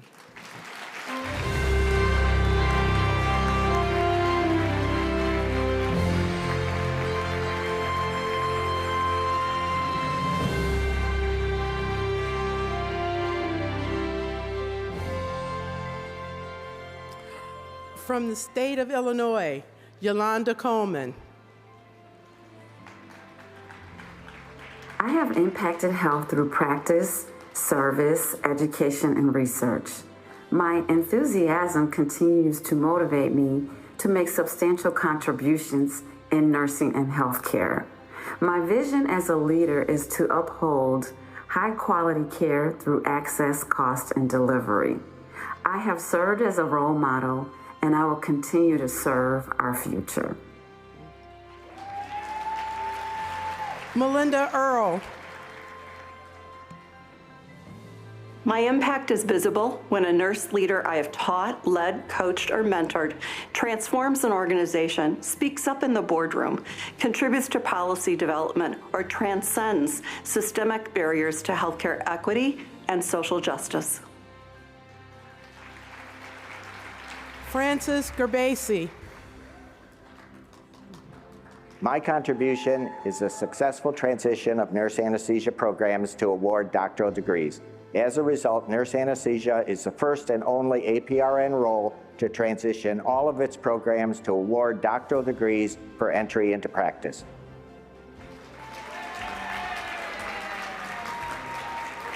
Geraldine Gorman.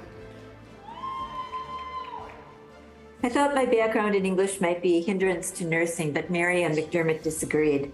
So I bring short stories and poetry to students. Together we take them into the jail and the transition center. Sitting in a circle with mothers who lost children to violence, a student whispered, "Thank you for your stories."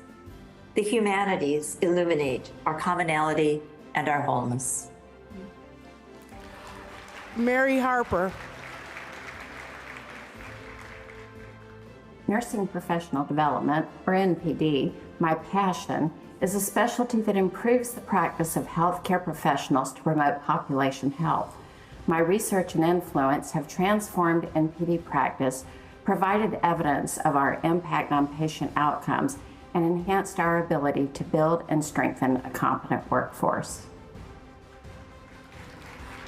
Krista Jones. My contributions include the development and leadership of a national model nursing experts translating the evidence to provide free evidence-based practice programming for all health professionals and a statewide initiative to form population-focused academic practice partnerships. Both efforts have advanced practice, impacted policy, and improved patient outcomes. Erwin Ong. Through my research and advocacy, I have advanced the concept of technology, the art and science of teaching with technology in the continuing professional development benefiting health professionals across the globe. Additionally, I incorporated health technologies like telehealth and humanoid robots towards achieving health equity in older adults. John Preston. Alleviation of pain, especially in the light of this nation's opioid addiction crisis, is a challenging and daunting task for all advanced practice registered nurses. I'm honored to have been at the helm in the design and establishment of the nation's first accredited graduate fellowship for certified registered nurse anesthetists in the area of advanced pain management. From the state of Indiana, Chen Chen. I study dysmenorrhea, or menstrual pain, a topic that's historically been dismissed as unimportant. I've discovered individual differences and racial disparities in dysmenorrhea. My work is helping people with dysmenorrhea get more individualized and equitable care. Kelly Wingrinka. Through my research, I approach solving the complex problem of balancing physical, emotional, and cognitive health. It is my interdisciplinary, collaborative, and balanced approach that provides unique insights into preventing new or worsening illnesses. As a nurse, I represent the nursing voice in solving this complex problem and fostering health. From the state of Iowa, Kimberly Bergen Jackson. I've spent the last 35 years in nursing and care of older adults. I'm positioned uniquely between research, practice, and education. My contributions have contributed to improved quality of life for older adults and the staff who care for them. Stephanie Gilbertson White. The most significant contribution I have made in my career as a palliative care nurse and cancer symptom scientist is the development of a community-engaged symptom management intervention called OASIS, which brings together informatics, data science, and behavior change approaches to address inequities in access to palliative care for people with advanced cancer living in rural areas.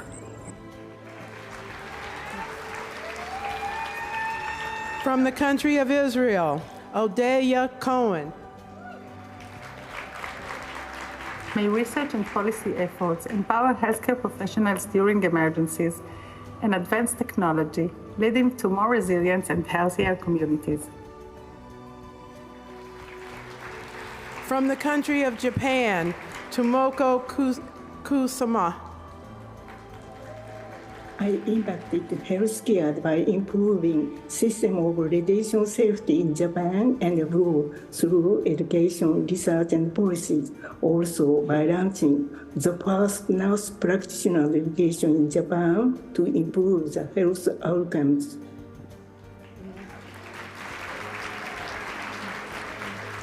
Raiko Shakashida. I have contributed to health promotion in Japan as an associate member of the Science Council of Japan. I have implemented a data-driven healthcare system based on big data using AI technology. Sayaka Takanouchi. I've been dedicated for 20 years to improving the quality of life of seriously ill patients and their family members through palliative care and end-of-life care education, and the transformation of ethical decision-making support practices in Japan and East Asia.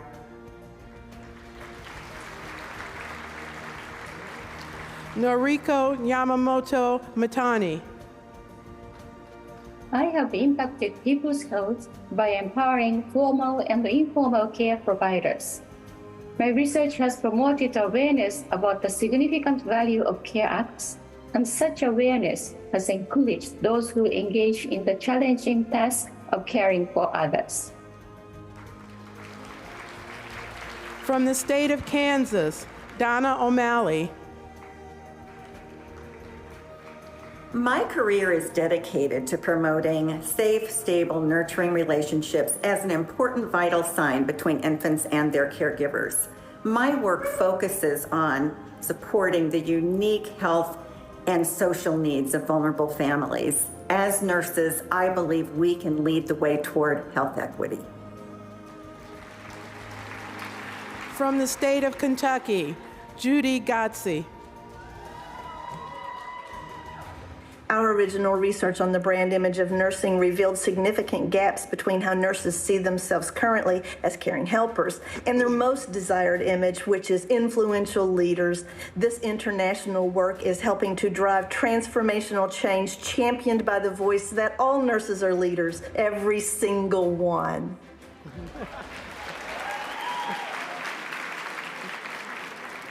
From the state of Louisiana, Leanne Fowler.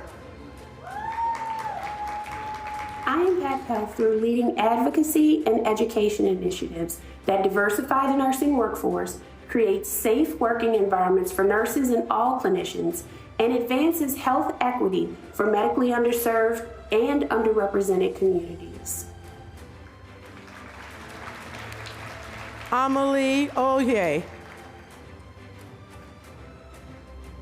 I've impacted healthcare delivery around the globe by helping more than 157,000 nurse practitioners deliver expert primary care to patients of all ages. Sophia L. Thomas.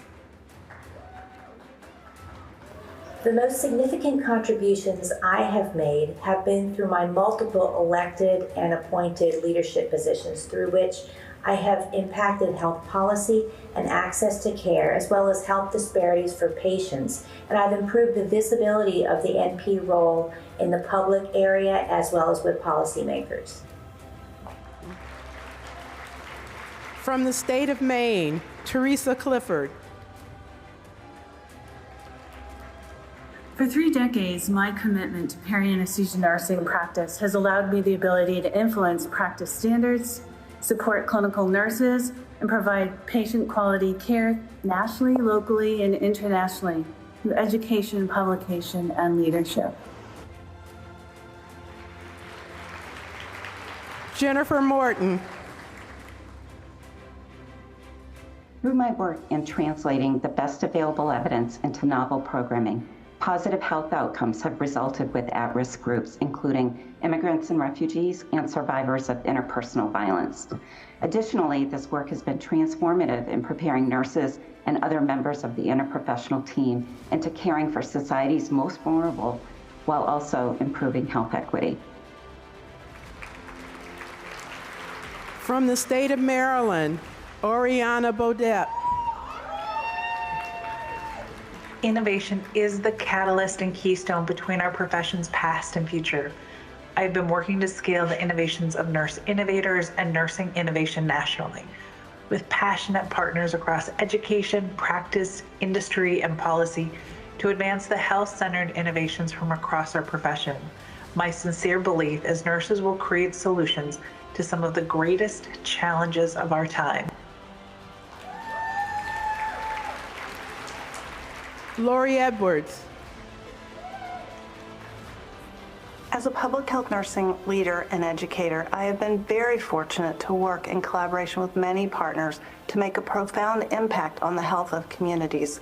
have developed innovative programs, led a national organization, and inspired future nurses to be advocates for health equity and social justice. Mayvu Hawet.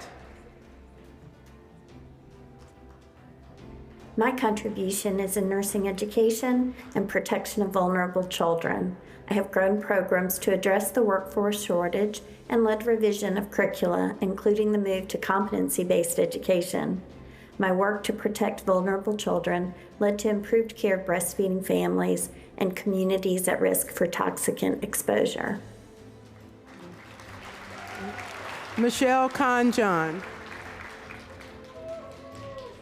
My work has been centered on understanding how Native American culture impacts health and how it may be an avenue to achieving health equity. I've also been an advocate for culturally safe learning environments and increasing diversity within nursing. Binu Coriala. As a nurse researcher, educator, and leader, I have led seminal research among vulnerable and underserved populations living with cardiovascular and chronic conditions, specifically Asian immigrants in the US and in Nepal. These studies have informed nursing education and practice, advancing cardiovascular and chronic care nationally and internationally.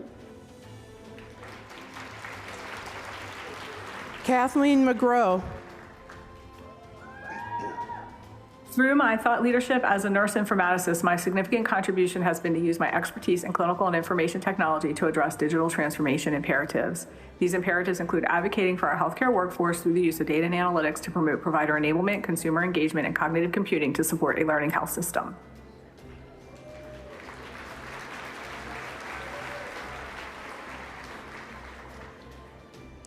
Tamara Rodney.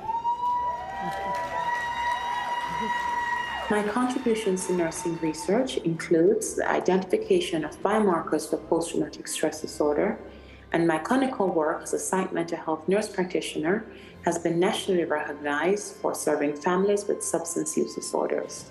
My goal is to continue to find innovative approaches to address mental health needs. Melinda Sawyer. My contribution has been in the implementation and spread of the Comprehensive Unit-Based Safety Program, also known as CUSP teams. These teams have empowered clinicians and staff to improve clinical outcomes for their patients. I'm also passionate about training our next generation of leaders, and I've had over 200,000 learners from around the world complete a 7-course specialization in quality and patient safety.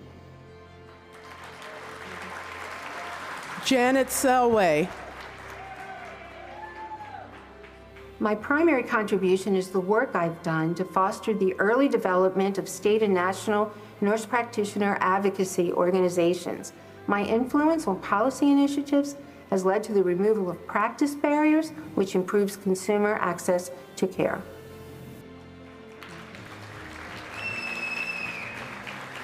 Erin Wright.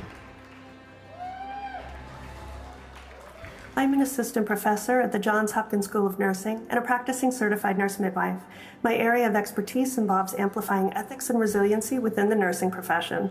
My work in the legislature has resulted in the elimination of supervisory requirements for midwives and nurse practitioners, expanded their scopes of practice, and increased access to clinicians providing reproductive health care.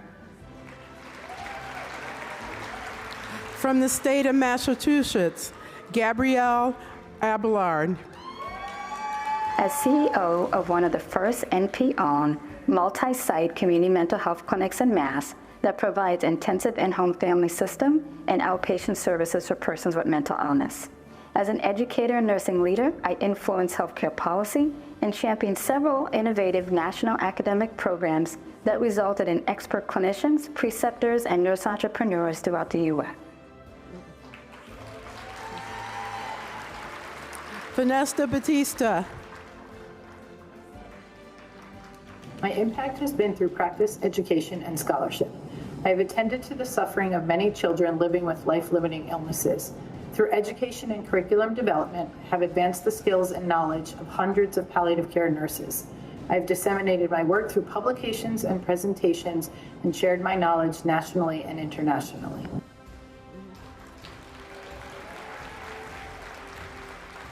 Sue Ellen Brakey. My contributions have been in two areas. First, addressing rheumatic heart disease in Rwanda, and most recently, addressing the health impacts of climate change through education, advocacy, and research.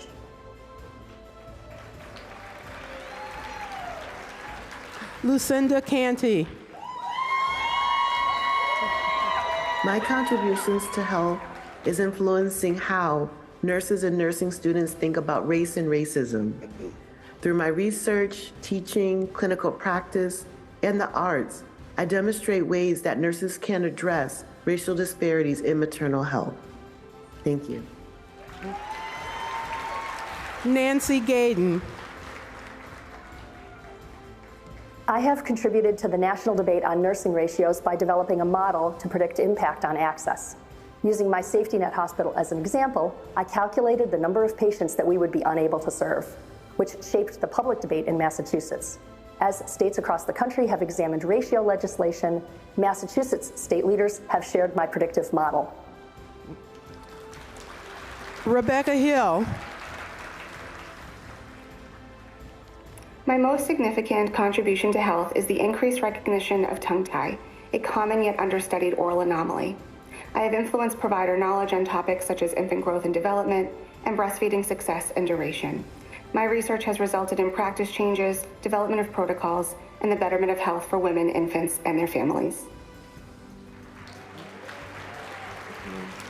Favori Iradukondo.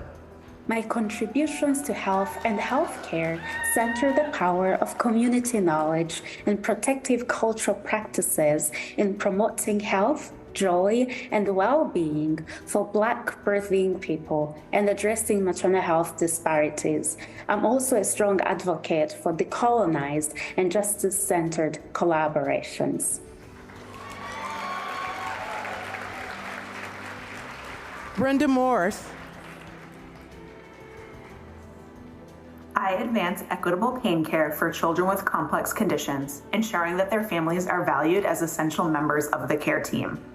I've also strived to facilitate inclusion in the school nursing specialty. As new fellows, let's all remember that success is not a solo act and there's room for everyone at the top. Kimberly Noonan. Through my work in NP leadership and practice, I have had the opportunity to influence national practice guidelines and policy development. I have also contributed to the education of oncology nurses through publications and presentations locally, as well as nationally and internationally. Monica O'Reilly Jacob. My research demonstrates that even though nurse practitioners are effective stewards of healthcare resources, their ability to participate in value-based care is limited. My work informs policy efforts to optimize the capacity of the nurse practitioner workforce through payment reform, novel care models, and independent practice. Ann Poolnert. My contribution in nursing has been engaging 3,100 nurse practitioners in over 1,000 MinuteClinic locations in 36 states in the District of Columbia in the age-friendly health systems movement. My work has led to the evidence-based 4Ms framework reaching patients in over 680,000 visits and counting. Margie Sipe. As a performance improvement innovator and pioneer in the medication safety movement, my greatest impact has been the tools and processes I created to decrease medication errors used by organizations nationally and internationally. In my current role, I am most proud of having mentored hundreds of Doctor of Nursing practice students and graduates who now lead and transform healthcare.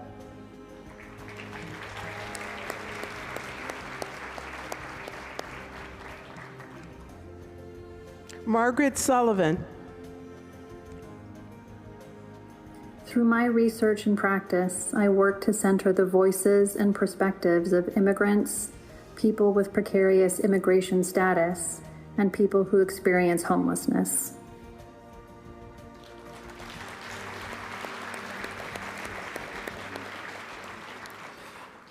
Our next honorary fellow is Robert Rossiter. Over his professional career, Mr. Rossiter has dedicated his craft to listening, understanding, and communicating the unique needs of the nursing profession to the public, policymakers, and funders around the globe. He shares nursing's story by threading the impact of the profession's care, its scientific evidence in improving health outcomes, and the need for a more highly educated nursing workforce to ensure each patient receives optimal care. For the past 2 decades, Mr. Rossiter has served as the Chief Communications Officer for the American Association of Colleges of Nursing, where he has worked tirelessly to shape the national dialogue on nursing education and build new connections to advance the nursing profession. Through his work to lead with evidence and drive change, Mr. Rossiter has helped to raise awareness about the link between nursing education and quality care. The issue brief he developed on the impact of education on nursing practice synthesized the work of leading nurse researchers to highlight the connection between higher levels of education and lower mortality rates, fewer medication errors, decreased costs, and better patient outcomes. Much of this work was incorporated into the National Academy of Medicine's 2010 Future of Nursing report, which helped practice leaders understand the benefits of a better educated nursing workforce.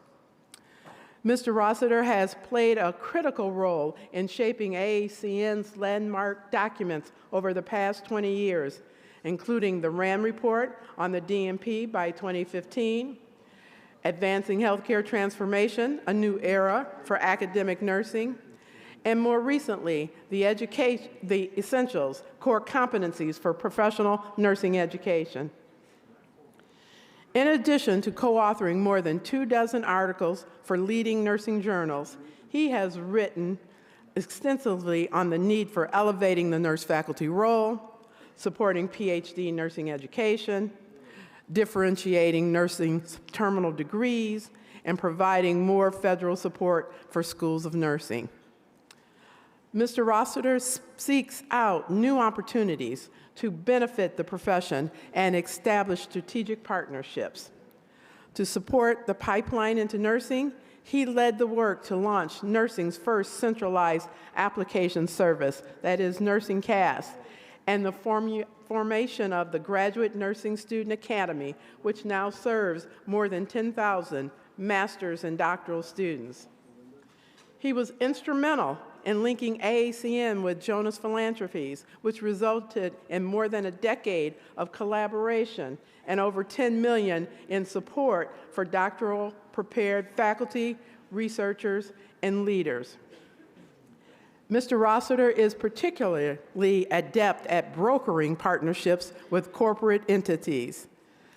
Under his direction, the Johnson & Johnson AACN Minority Faculty Scholarship was launched, which provided more than $1.1 million in support for future faculty. More recently, yes, congratulations. More recently, he secured $600,000 in support from J&J to launch initiatives focused on transitioning to competency-based education, building a culture of belonging in nursing, and developing teaching resources focused on innovation and moral courage. Known for his strategic communication, many throughout the profession also know his wit and sense of humor, which endear him to the nurses and leaders he works with closely to elevate the voice of the profession. Robert, please join us on stage for a photo.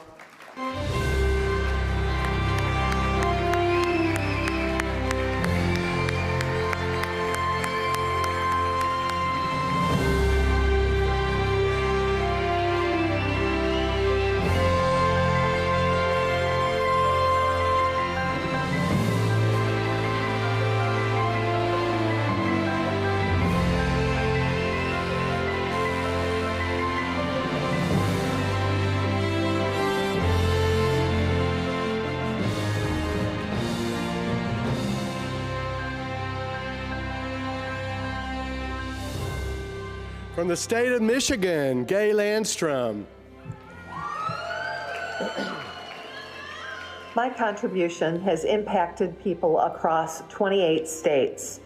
I have worked with professional nurses to create, test, and scale innovative solutions to meet nursing workforce needs and enable quantifiable care outcomes across large healthcare systems. Cynthia McCurran.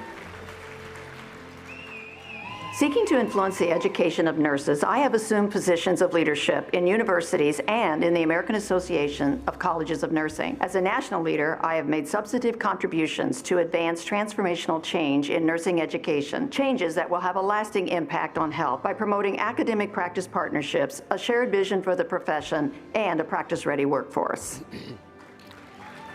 Marie Ann Rosenberg. My contribution has impacted policy and gaps in practice and research related to occupational health disparities as I target factors that adversely affect the health of low-wage service workers. Through my leadership role, I also impact the training of the next generation of clinicians and occupational health professionals. Danilo Lovenaria from the state of Minnesota. Mentorship and development of innovative nurse anesthesia programming are effective strategies to promote diversity, equity, and inclusion. My impact in mentorship advocacy and program globally increase diversity in the nurse anesthesia workforce. It drives a more balanced profession, facilitates inclusion, and reduces bias. From the state of Missouri, Victoria Grando. I contributed to the health of frail older adults in long-term care by identifying factors leading to unnecessary long-term care placements, by testing interventions to improve their daily functioning, and by addressing the critical need for nurse practitioners to be educated to treat their unique mental health requirements. Bernadette Hendricks. As an educator, I use simulation to teach providers how to administer safe anesthesia and manage anesthetic emergencies. My research in anesthesiology involves using telemedicine similar to the ICU to promote patient safety. And internationally, I work with the Patient Safety Foundation to improve patient outcomes by eliminating all medical errors. Ann Sales. Through my work, I've contributed to developing the science of implementation. This has improved quality of care and helped develop a generation of implementation scientists. My work has also helped understand how policy has been implemented in the Veterans Health Administration, the largest integrated healthcare system in the United States. Joanne Schneider. My research on exercise was used to guide healthcare decision makers in Norway. My methodological work guided database developers in the Netherlands to track thousands of HIV-infected patients, later supporting practice guidelines on cardiovascular disease and HIV. Davida Stallings. My significant contributions to health include promoting positive cardiovascular health practices in underserved populations. I have led innovative community-based interventions that have impacted the health of more than 35,000 people in St. Louis communities. My cardiovascular research has led to the current development of a hypertension self-management app that will improve cardiovascular health globally. From the state of Nebraska, Amanda Kirkpatrick. My contributions to palliative care nursing theory and the development of effective distance simulation methods have supported interprofessional faculty and future practitioners globally, making an exponential impact on the health and health equity of seriously ill and aging populations that they serve. From the state of Nevada, Candace Burton. My major contribution to healthcare has been to generate the evidence base for trauma-informed approaches to care, education, and practice across environments ranging from the classroom to the bedside to the community. I have trained over 100 nurses and nursing students in forensic nursing to care for the survivors of intimate partner violence and sexual assault. Jennifer Kawee. My work has been dedicated to chronic pain, delivering a self-managed, non-pharmacologic, integrative digital health intervention resulting to decreased pain, improved disability, and increased pain care access and equity. This is impactful as an exemplar to other research studies in clinical practice, driving policy changes to improve pain care guidance. Hua Lee. As a nurse scientist using genomics to understand human diseases and symptoms, the key contribution I've made is to combine epigenetic markers and other clinical biomarkers such as wearable sensors and eye tracker, which provided an innovative answer for mild traumatic brain injury and its recovery. From the state of New Jersey, Julie Blumenfeld. I focus on advocacy for investment in and integration of the midwifery model of care. I've developed community collaborations and policy initiatives to decrease maternal morbidity and mortality, expand access to midwifery care, including achieving pay equity, and retain millions of dollars to invest in midwifery education to grow and diversify the workforce and expand access to abortion care. Helene Burns. My greatest contribution is working with hospital-based teams in the early recognition and treatment of sepsis and in the prevention of hospital-acquired infections. This work over the past 10 years has resulted in over 2,000 lives saved among Jefferson Health's 3 New Jersey hospitals. Carl Curtin. My most significant contribution is my work as an expert clinician, researcher, and leader in the field of HIV and AIDS nursing, contributing to the advancement of all dimensions of HIV care. My influence includes work in Africa, developing capacity of nurses to work with their communities and non-governmental entities in combating the epidemic. John Nelson. My contribution to health is multifaceted, but primarily focused on the care and the engagement of adolescents and young adults with and at risk for HIV, making them feel cared for, loved, and accepted in the healthcare system.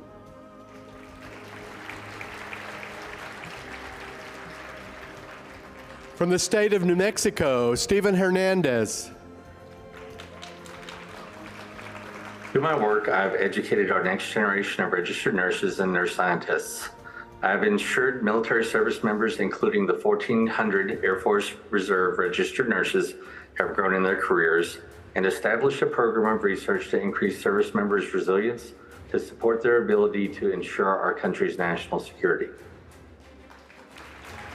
From the state of New York, Maura Abbott. Throughout my career as a clinician, my most significant contribution to clinical practice has been through increasing access to care for oncology patients across the lifespan by developing and implementing new and innovative nursing-led models of care. Now, as a nursing educator, I bring this passion and this desire to care for all cancer patients to the next generation of nurses. Gloria Chan. The most significant contribution that I have made is role modeling early careers leadership and mentorship while advocating for the advancement of our profession through proactive global nursing involvement within professional organizations. Michelle Crespo Fierro. My contributions to nursing impact health through representation as a first-generation Puerto Rican student, inspiration to achieve professional and leadership goals, and co-creation of trusting partnerships that deliver culturally congruent care for equity and justice. Elizabeth Duthie. The professional contribution of which I am most proud is the bill that I crafted to amend the Nurse Practice Act in New York State. It passed both houses of the legislature, and with the stroke of the governor's pen, it was signed into law, rewarding 5 years of hard work and fulfilling my dream of preventing patient harm and relieving moral distress for nurses. Selena Gillis. My contributions have enhanced the knowledge of over 40,000 nursing students, as well as provided care for over 8,000 vulnerable people in Haiti, Ghana, and Nigeria. I've secured sponsorship for community health initiatives, including establishing a nurse practitioner-led COVID vaccine clinic that provided over 28,000 vaccinations to vulnerable people.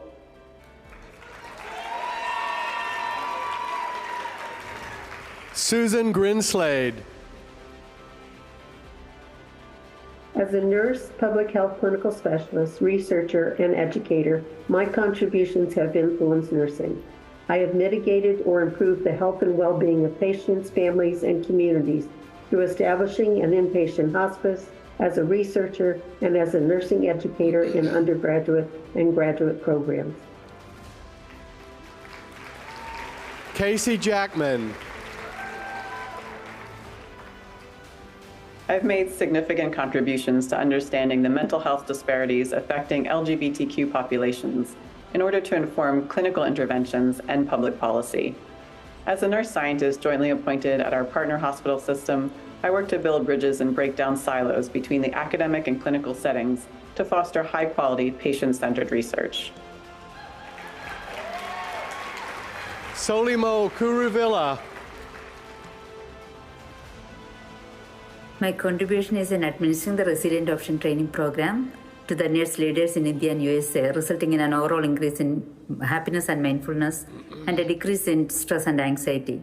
Participants paid it forward as facilitators to over 21,000 nurses to date and is ongoing.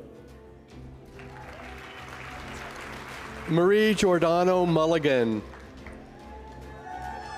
My work focuses extensively on research. I developed, tested, validated the Authentic Leadership Conceptual Framework and Questionnaire to support a culture of excellence in healthcare systems, create healthy work environments, increase nurse engagement, decrease intent to leave, and support best practice environments.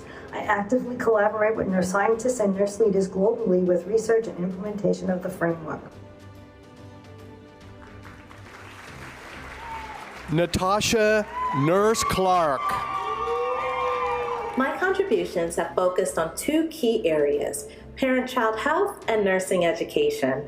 My work on Governor Andrew Cuomo's maternity task force during the COVID-19 pandemic and the New York State Perinatal Quality Collaborative projects to address disparities in parent-child health are examples of these efforts. Kimberly Souffrant. My career impact centers around eliminating health disparities among emergency department patients with asymptomatic hypertension using novel strategies. Central to my dedication is the pursuit of building research capacity through interdisciplinary team science, harnessing the collective expertise to drive transformation and positive change. Deborah Stamps. The most significant contribution to health I have made is the facilitation of health equity and diversity in nursing. I created my professional academic workforce model to advance the educational and economic mobility of underrepresented minorities in nursing. This outcome was achieved through my ability to establish partnerships between healthcare, community, and academic organizations.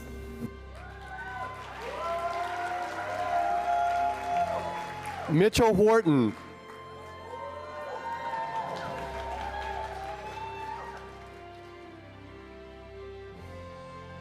The arc of my substantive and outstanding contributions has been the empowerment of racial, ethnic, sexual, and gender diverse persons in nursing through effective mentorship and leadership development.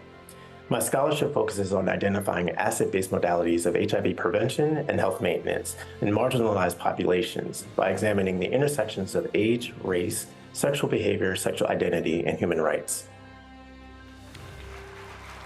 From the state of North Carolina, Yamnia Cortez. Did you know that over 2 million women reach menopause annually in the United States alone? My impact on health has mainly focused on addressing menopause health disparities and midlife women's cardiovascular health, particularly among Latinas, using culturally tailored interventions and community engagement strategies. Louise Fleming. I have focused on improving care for children with chronic conditions, predominantly congenital adrenal hyperplasia, and highlighted the benefits of interdisciplinary care. And I've led the development of a mobile health application so parents have the knowledge at their fingertips to educate themselves and others to prevent and treat life-threatening adrenal crisis events. Rachel Hershey. Through my research, mentoring, and service, I strive to advance health equity in nursing science. My work, guided by a community advisory board, focuses on improving cancer outcomes and health equity across diverse populations. I also partner with community organizations to provide support for underserved patients. Miriam Kale. I co-lead a state-level sickle cell disease surveillance program that generates data on state-level epidemiology, health outcomes, and social determinants of health influencing sickle cell disease. I collaborate with national and state partners to disseminate surveillance findings, informing practice, research, and policy at the state and national levels. Mitchell Nisley. Considering the ever-increasing burden of chronic pain and barriers for individuals to receive adequate pain management, my program of research is tackling these problems through better understanding the biopsychosocial contributors to pain and ensuring access to equitable and evidence-based pain care for underserved communities. Angelo Moore. My significant contributions to healthcare have been related to my military and community service, educating and mentoring the next generation of nurses, developing programs to improve access to care, and expertise in community outreach and engagement focused on advocacy and advancing health equity for historically marginalized and underserved populations. Julie O'Neill. Through my work in the Republic of Moldova, a change in government policy occurred to add a nurse to the Ministry of Health to oversee nursing practice, previously overseen by physicians. This led to the addition of deputy director positions across 27 hospitals in Moldova. Stacy Reynolds. The most significant contribution to health I have made has been in implementing evidence-based care at the bedside, resulting in sustained reductions in infections and improved quality of care. I am able to further advance implementation of quality-focused care in my role as editor of the Journal of Nursing Care Quality. Tanya Rutherford Hemming. The National Council of State Boards of Nursing cited my research in their decision to allow simulation to replace traditional clinical hours in pre-licensure nursing. My work has also influenced the National Organization of Nurse Practitioner Faculty, as well as the Australian Department of Education in their guidelines and standards for simulation. Sheila Santa Croce. My greatest contributions have been to the research and comprehensive care of young people who have been diagnosed with cancer and their families, especially during the survivorship phase, and to educating the next generation of nurse scientists in systematic approaches to developing theory-based interventions to prevent and manage chronic illness. Ryan Shaw. As a nurse scientist and health informaticist, I discover how digital health and emerging technologies can be used to transform patient care and to develop innovative nurse-led models of care that improve health outcomes, reduce health inequities, guide policy, and transform the future of health itself.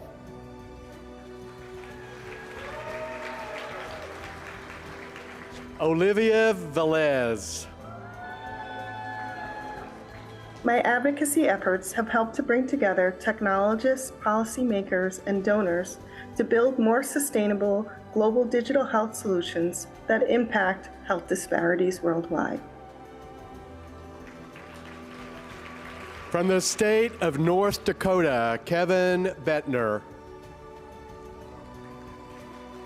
My professional impact focuses on service to the nursing profession through leadership, advocacy, and policy efforts.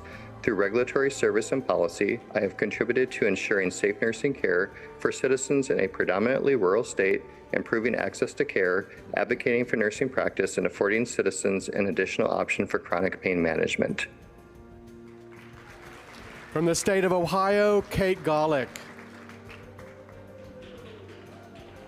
Through my work with the Million Hearts Initiative, I have empowered and united nurses, nursing students, and other healthcare professionals to go out into their communities and screen and educate over 100,000 individuals for cardiovascular disease. This work has also led to important research and clinical implications for cardio-preventative practice. Laura Goliath. As a passionate advocate for team training to improve patient outcomes, I've leveraged my influence as an appointed member of American Hospital Association's Team Training Advisory Panel, guiding team training programs for over 5,000 national and international healthcare professionals. I'm proud to have been invited to deliver several AHA webinars, archived now and reaching thousands, designed to promote effective ways to build teams. Tamia Nolan. Through my community-based research, I have created academic, community, and government partnerships that support the delivery of evidence-based interventions, bring access to healthcare services, provide education on various chronic diseases, and ample opportunities to participate in research outside of our clinics and in our communities. Leanne Sigmund. I've always strived to improve the health of communities by improving physical activity in high-risk populations. Whether prescribing exercise as a cardiac rehabilitation nurse or researching frailty, my goal will always be to achieve health through fitness. Micah Skeens. Through my work as a clinician and scientist, my goal is to meet children and families where they are, with digital innovations to transform and improve the cancer journey, specifically with vulnerable populations, ensuring research is inclusive and closing the gap in outcomes for children with cancer. Through leadership and service in national pediatric oncology organizations, I have had the privilege to influence change for nurses, families, and children with cancer. Kathy Wright. Protecting brains and bodies one blood pressure at a time, we address self-care to reduce stress and hypertension in women who care for people living with dementia, and pioneered a culturally tailored hair cortisol collection protocol for Blacks used in more than 50 countries. From the state of Oregon, Margot Halm. My greatest impact on health has focused on creating evidence syntheses to equip clinicians with the best available evidence on critical practice topics, as well as programs and tools like the modified Fresno test to build nurses' capacity in EVP and implementation science. Imagine the state of health if all nurses were fully supported to attain competence in evidence-based practice. From the state of Pennsylvania, Anthony Adoniran. My passion and contributions impact mostly the vulnerable and less fortunate. I leverage exceptional leadership skills and nursing brilliance, creating a forward-thinking organization, Health Force LLC, utilizing sound fiscal policy, technological innovations, and inclusive strategies.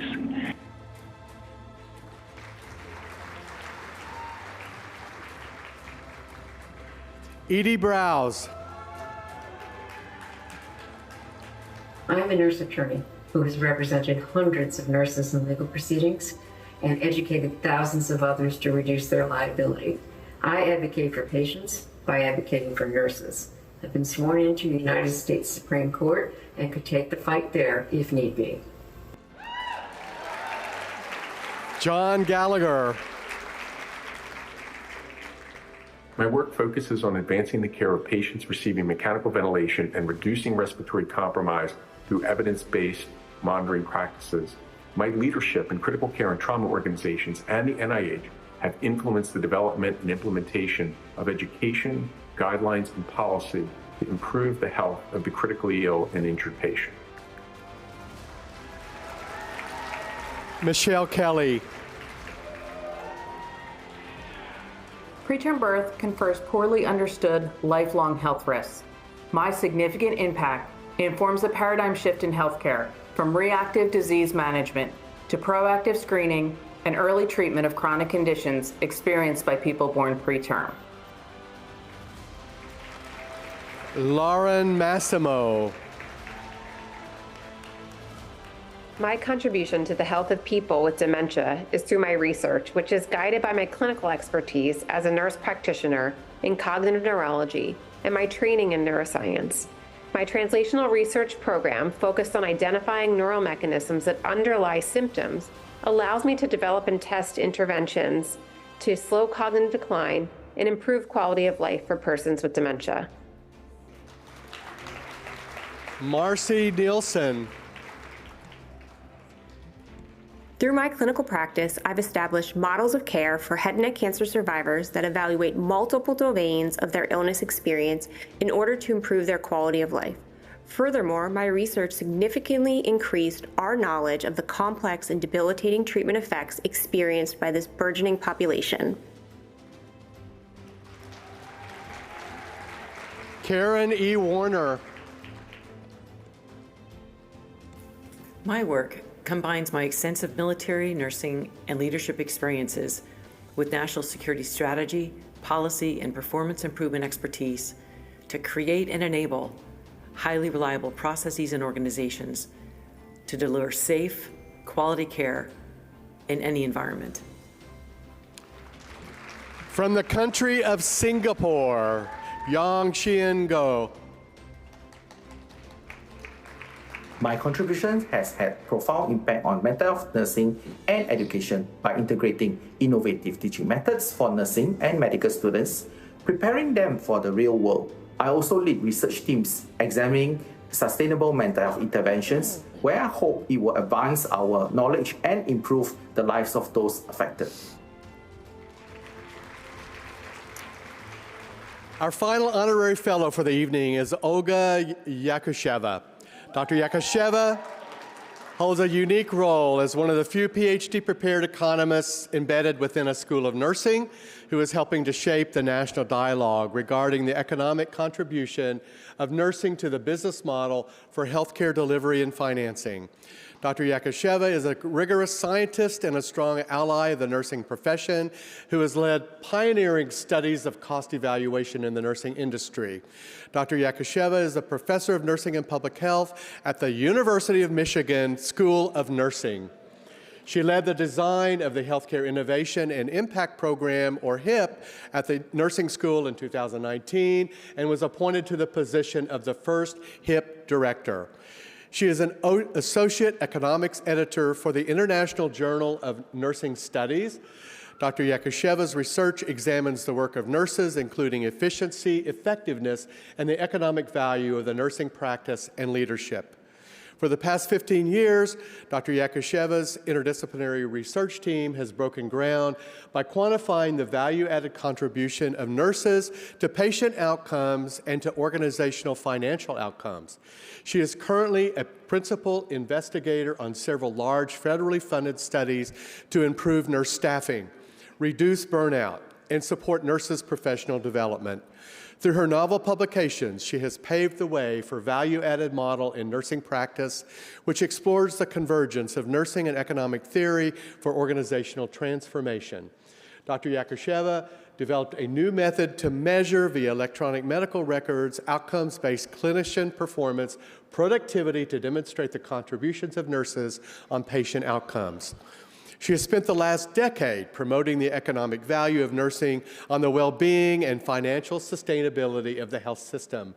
Dr. Yakusheva is a member of the Research Advisory Council of the American Nurses Association Enterprise, co-leading ANA's new research priority around framing and articulating the economic value of the nursing profession.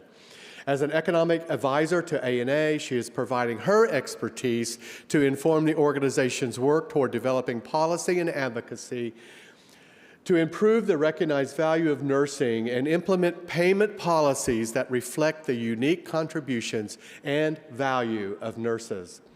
Dr. Yakusheva continues to cultivate interdisciplinary approaches to impact policy and tackle the challenges facing healthcare today by working with industry leaders and studying the traits and success strategies of highly effective nurses.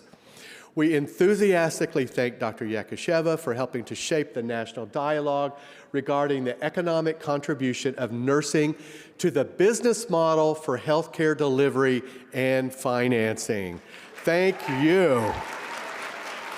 Please come to the stage.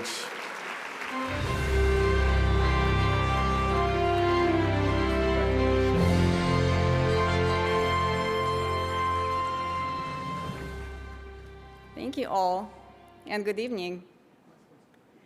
Somebody asked me whether or not I prepared the speech for today, and I didn't. I just told people that I'm going to speak from my heart. So be prepared. Before getting on stage today, I went for a walk. And I walked the mall, the National Mall, and around the National Monument. And I saw American flags flying everywhere. And that reminded me of another experience in my life a long time ago, when I stood in a room in front of an American flag with my hand on my heart, pledging the oath as an American citizen.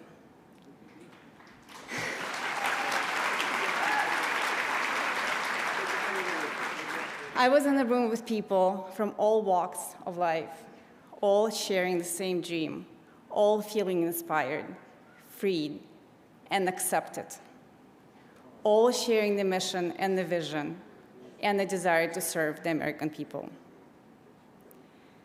As I stand before you today, I have to say, this feels better.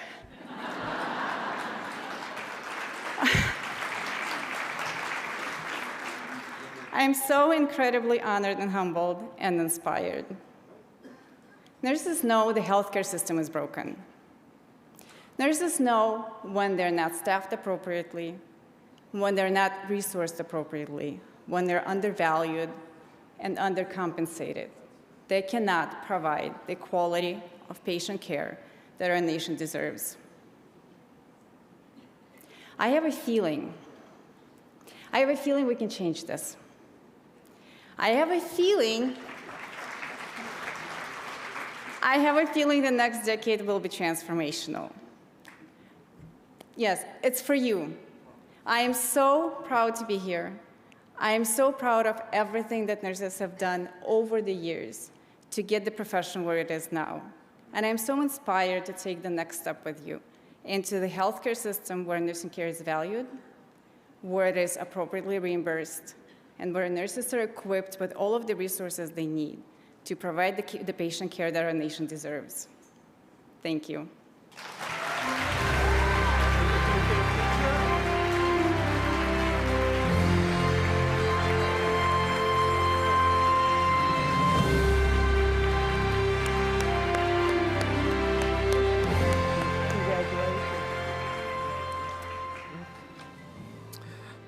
From the country of South Africa, Judith Bruce. My work in educational development promotes access and equity. It contributes to a nursing workforce with specialized skills that are sufficiently diverse and adaptable to meet the health needs of multicultural communities in South and Sub-Saharan Africa. From the state of South Carolina, Carrie Cormack. My significant contribution to nursing focuses on improving the quality of life for individuals living with serious illness through palliative care education and practice. Through my national and international efforts, I am ensuring that all nurses are fully prepared and competent to provide high-quality, compassionate care.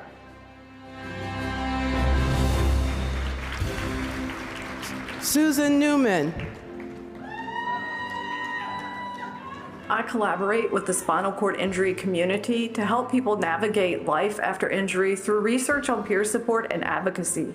Together, we've had a positive impact on health and psychosocial outcomes after injury, as well as successfully lobbying for policy change to improve the accessibility of our community. Martha Sylvia. I've improved health outcomes by using data and analytics to improve our healthcare system. I empower healthcare leaders and organizations to understand their populations and provide just right care.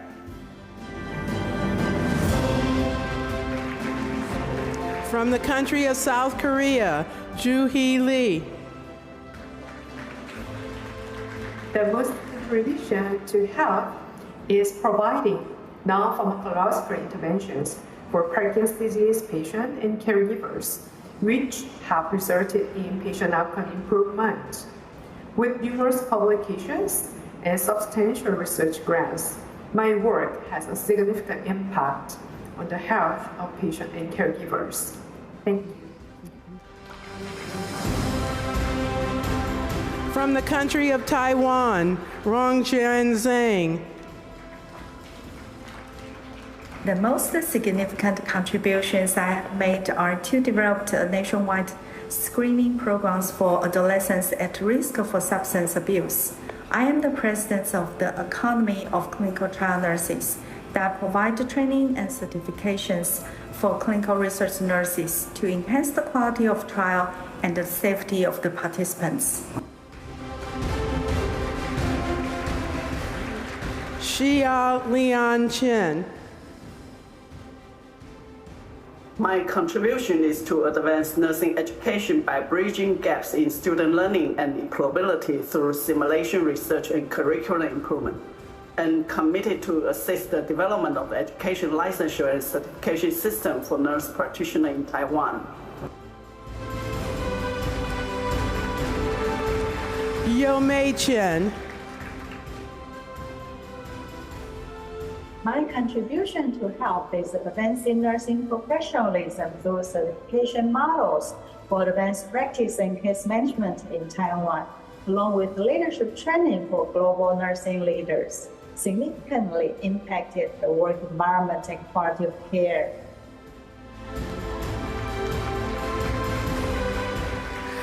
Li Yan Chen. I have published more than 150 journal articles and served as an editor for several international journals. I have devoted myself to community health nursing education, research, and advocacy for maternal and child health.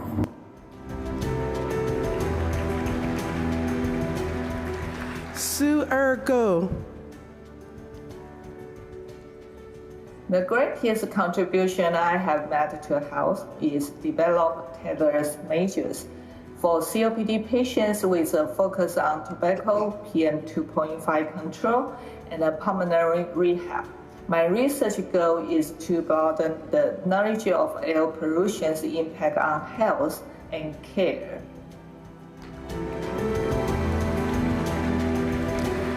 Yu-Yan Su. My main contribution in health is to integrate evidence-based research into clinical setting in perinatal care, women's health, and gynecology cancer. As a nursing educator, I advocate for a multiple-discipline learning model to nurture students' core competence in nursing. Wen Yu Hu. have been devoting myself to nursing plus making national laws and nursing education. I not only set up the hospice public care ward in hospital, but also established the first master's degree program of clinical research nursing in Asia. Moreover, I have conducted research, which contributed to nursing professional development in Taiwan. Jin Lang Ming. All nurses are our future. I expect myself continue building a positive working environment, attract devoted young generation into nursing profession, return nursing staff, provide high quality nursing care, and guide public health.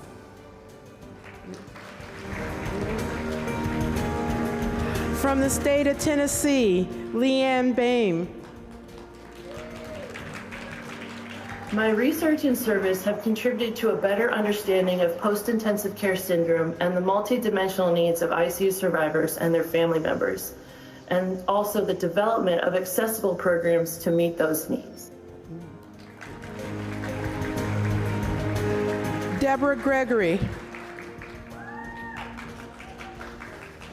As a nurse and designer, my contribution to nursing involves advocacy, research, and education in creating optimal healing environments for nurses and patients. By reclaiming the environment as a domain in nursing, I co-founded the Nursing Institute for Healthcare Design. Through my interdisciplinary and international work, healthcare design, policy, and regulatory standards have elevated the clinical voice and improved the clinical work environment. Rolanda Johnson. My contributions to nursing coincide with my expertise as an equity, diversity, and inclusion leader. To this end, I have established and led new initiatives to increase opportunities for nurses from underrepresented populations or groups, and for those with an interest in supporting diversity, equity, and inclusion.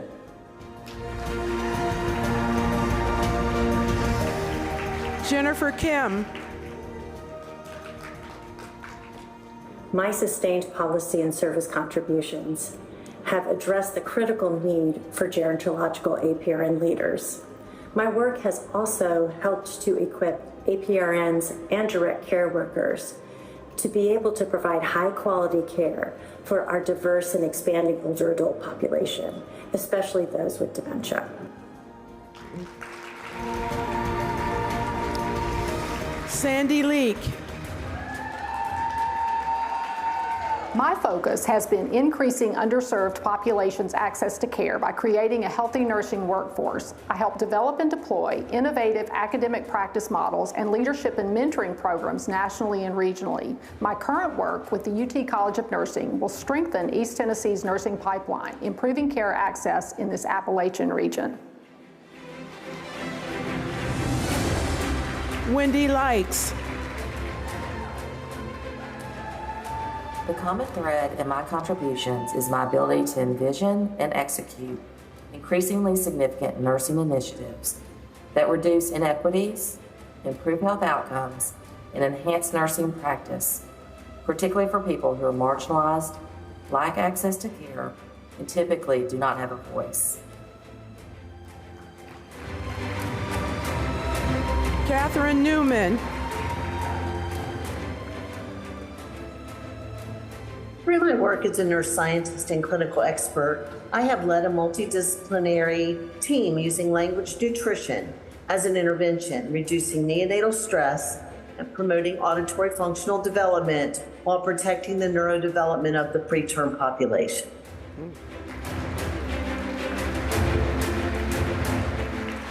Lori Shirley.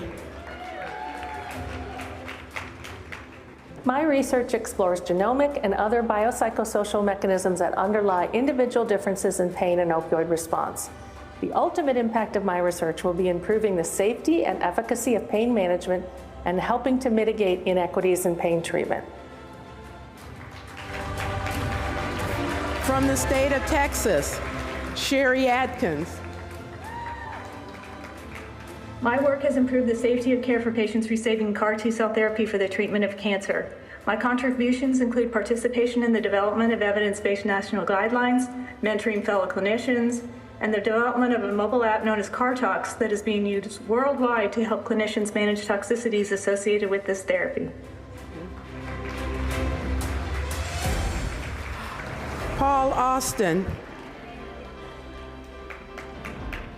I've positively impacted health as a clinician, researcher, author, and by touching the lives of the many nurse anesthetists and other advanced practice nurses I've helped educate over the last 30 years.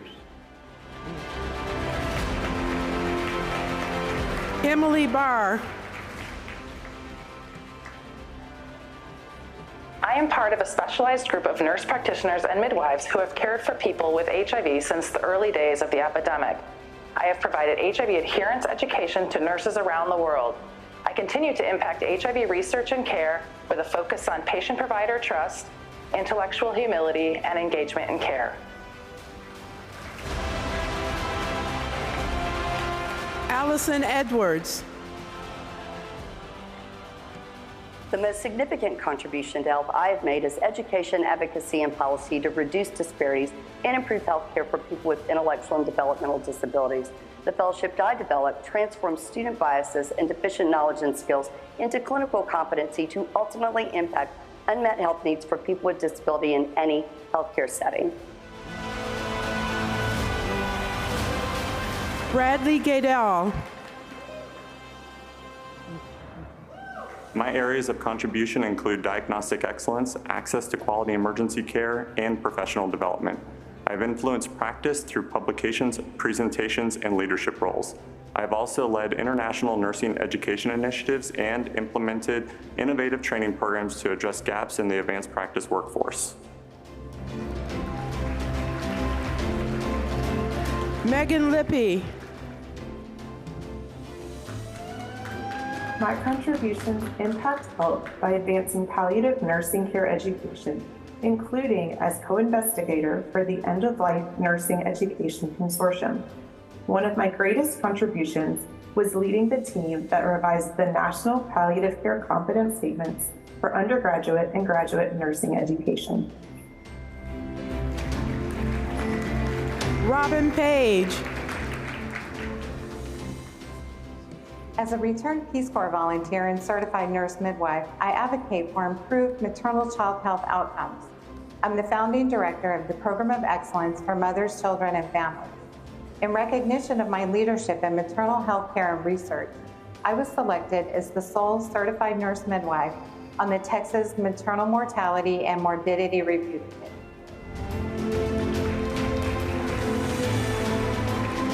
Jessica Shank Coviello. My contribution to health has been in cardiovascular disease prevention and management through the creation of a cardiac rehabilitation program, a heart failure management program, and a cardio-oncology program. Becky Spencer. As a nurse scientist, lactation consultant, and psychiatric mental health nurse practitioner, I have impacted health through focusing and prioritizing the unique needs of vulnerable populations for breastfeeding support and protection through research and education. Cindy Weston.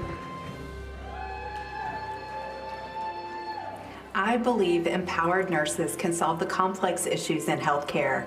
My career impact has centered around preparing the next generation of nurses through clinical education and nurse-led care, including cancer screening, integrated behavioral health, and mobile school-based clinics. David Wyatt. In my practice as a nurse leader and researcher, I have focused on enhancing diversity, equity, inclusion, and belonging at the national level within perioperative nursing, as well as strengthening interdisciplinary collaborations to promote team-based care models across the perioperative, inpatient, and ambulatory settings. From the United Kingdom, Parveen Ali. The most significant contribution to health I have made is developing research capacity among nurses, midwives, and allied health professionals, and ensuring that nurses and midwives and other healthcare professionals understand the needs of those experiencing domestic violence and abuse and are able to better support them.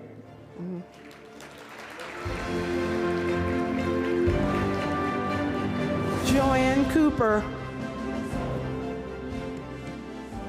Nurses are pivotal to the conduct of the highest quality health and care research, and this is where my major contribution to health sits, the interface between research, policy and practice. Since 2009, I have established innovative ways to grow nursing research, including a national research policy for nurses across England. Molly Courtenay. My research has benefited the nursing profession through greater job satisfaction and greater autonomy. It's benefited patient care through reduced waiting times and faster access to medicines. It's also shown there are cost savings to be made through task shifting prescribing from doctors to nurses.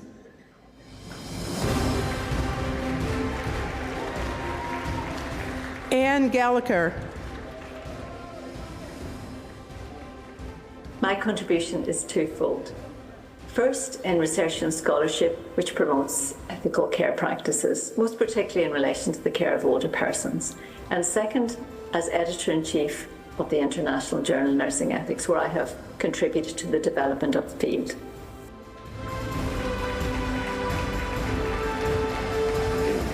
Ruth Ashi-Kalun.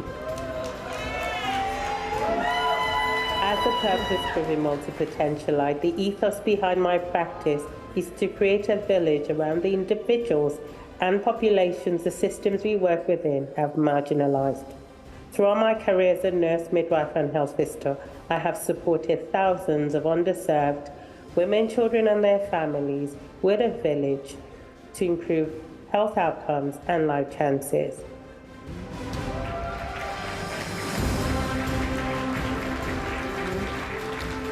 From the state of Utah, Katrina Murrell. Antibiotic resistance is one of the biggest threats to global health. To understand how nurses can impact antibiotic resistance, I created and validated an instrument to measure nurses' knowledge and attitudes about antibiotic stewardship. The instrument has been adopted nationally and internationally and translated into several languages.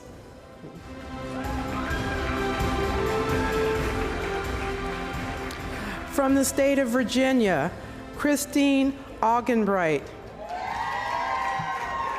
The most significant contribution to health I have made is through my international leadership by examining safety issues in global healthcare systems and developing global experiential cultural immersion experiences on safe, quality healthcare.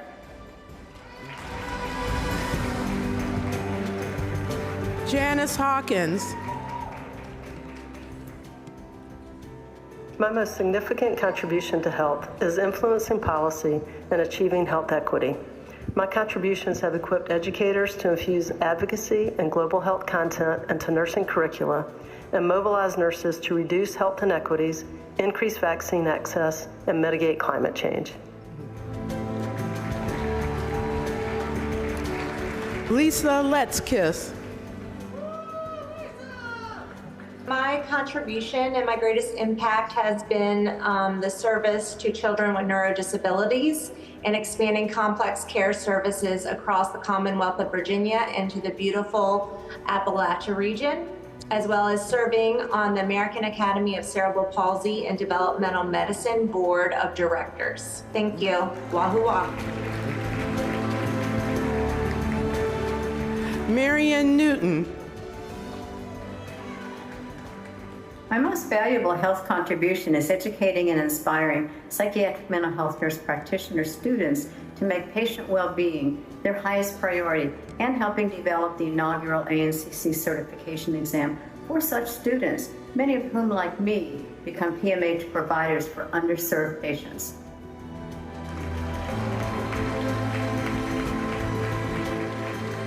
Catherine Scafidi. My research has provided critical evidence to support alternate light to increase detection of injuries on diverse victims of violence. As a result, these victims have a greater likelihood of more equitable health and legal outcomes. Hyun Hein Shen. I contribute to improve quality of care and quality of life of nursing home residents by doing research on nurse staffing and cost effectiveness. I aim to increase registered nurses hour per resident day in nursing homes around the world, and I hope to play a critical role in driving policy for staffing and educational level of nursing home staff. Sherry Wilson. My contributions have transformed educational policy, strengthening an emerging diverse nursing workforce. I have increased supportive infrastructures, eliminating barriers to opportunities. As a proud HBCU graduate, I embody the rich history of excellence in education as the key to health and social equity.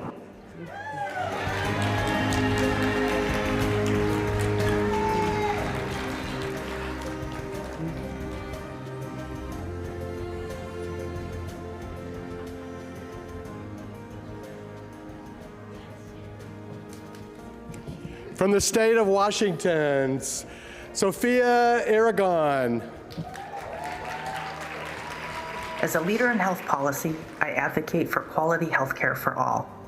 As a leader in workforce, I work towards a more diverse nursing workforce to meet the health of our communities today and in the future. As the mayor of a city, I assure a stronger, more responsive public health system.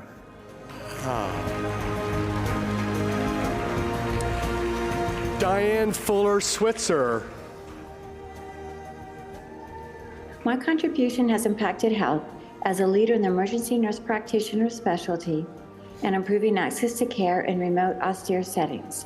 As a member of the National Disaster Medical System, I have led disaster response teams and as an educator, set national standards for sepsis care.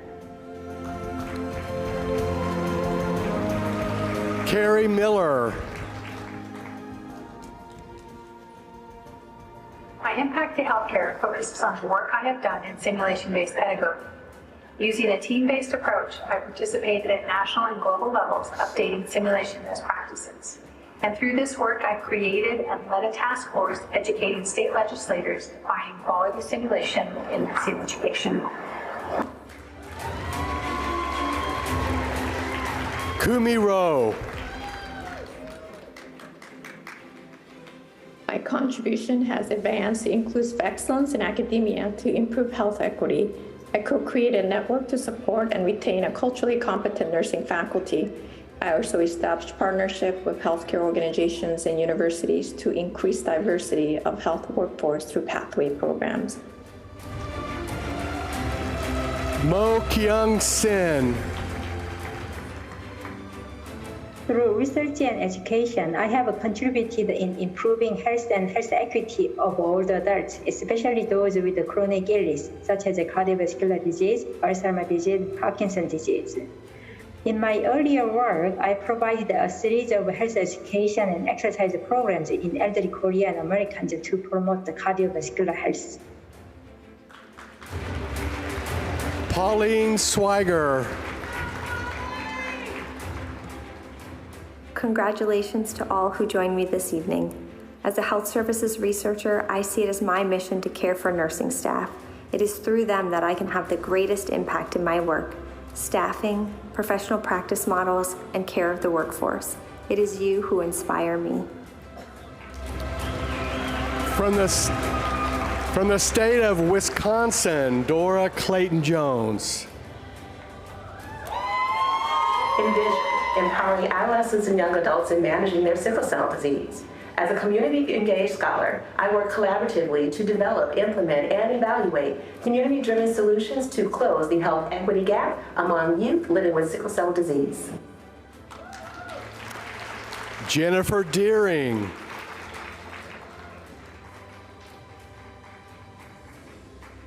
My research and policy efforts to understand maternal and infant sleep environments within the context of poverty has improved the safety labels of all air mattresses sold in the United States. And in 2021, Canada incorporated my research into their safe sleep guidelines by listing air mattresses as an unsafe sleep surface.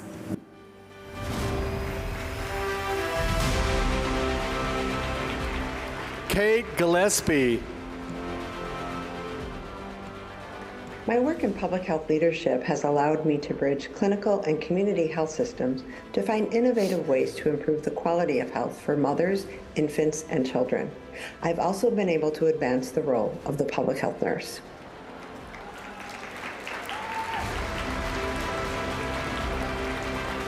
Sarah Rodriguez.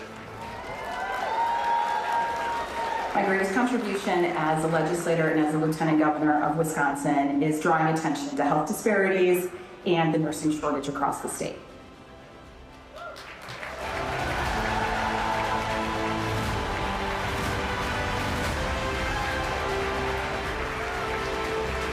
President Scott.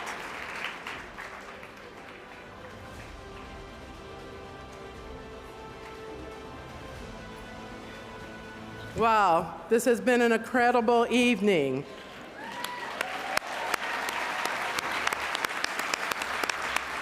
I would like to thank all of the fellows, families, friends, guests who joined us. Now, with 260 new fellows of the American Academy of Nursing, our progress toward achieving our vision of healthy lives for all people is one step closer.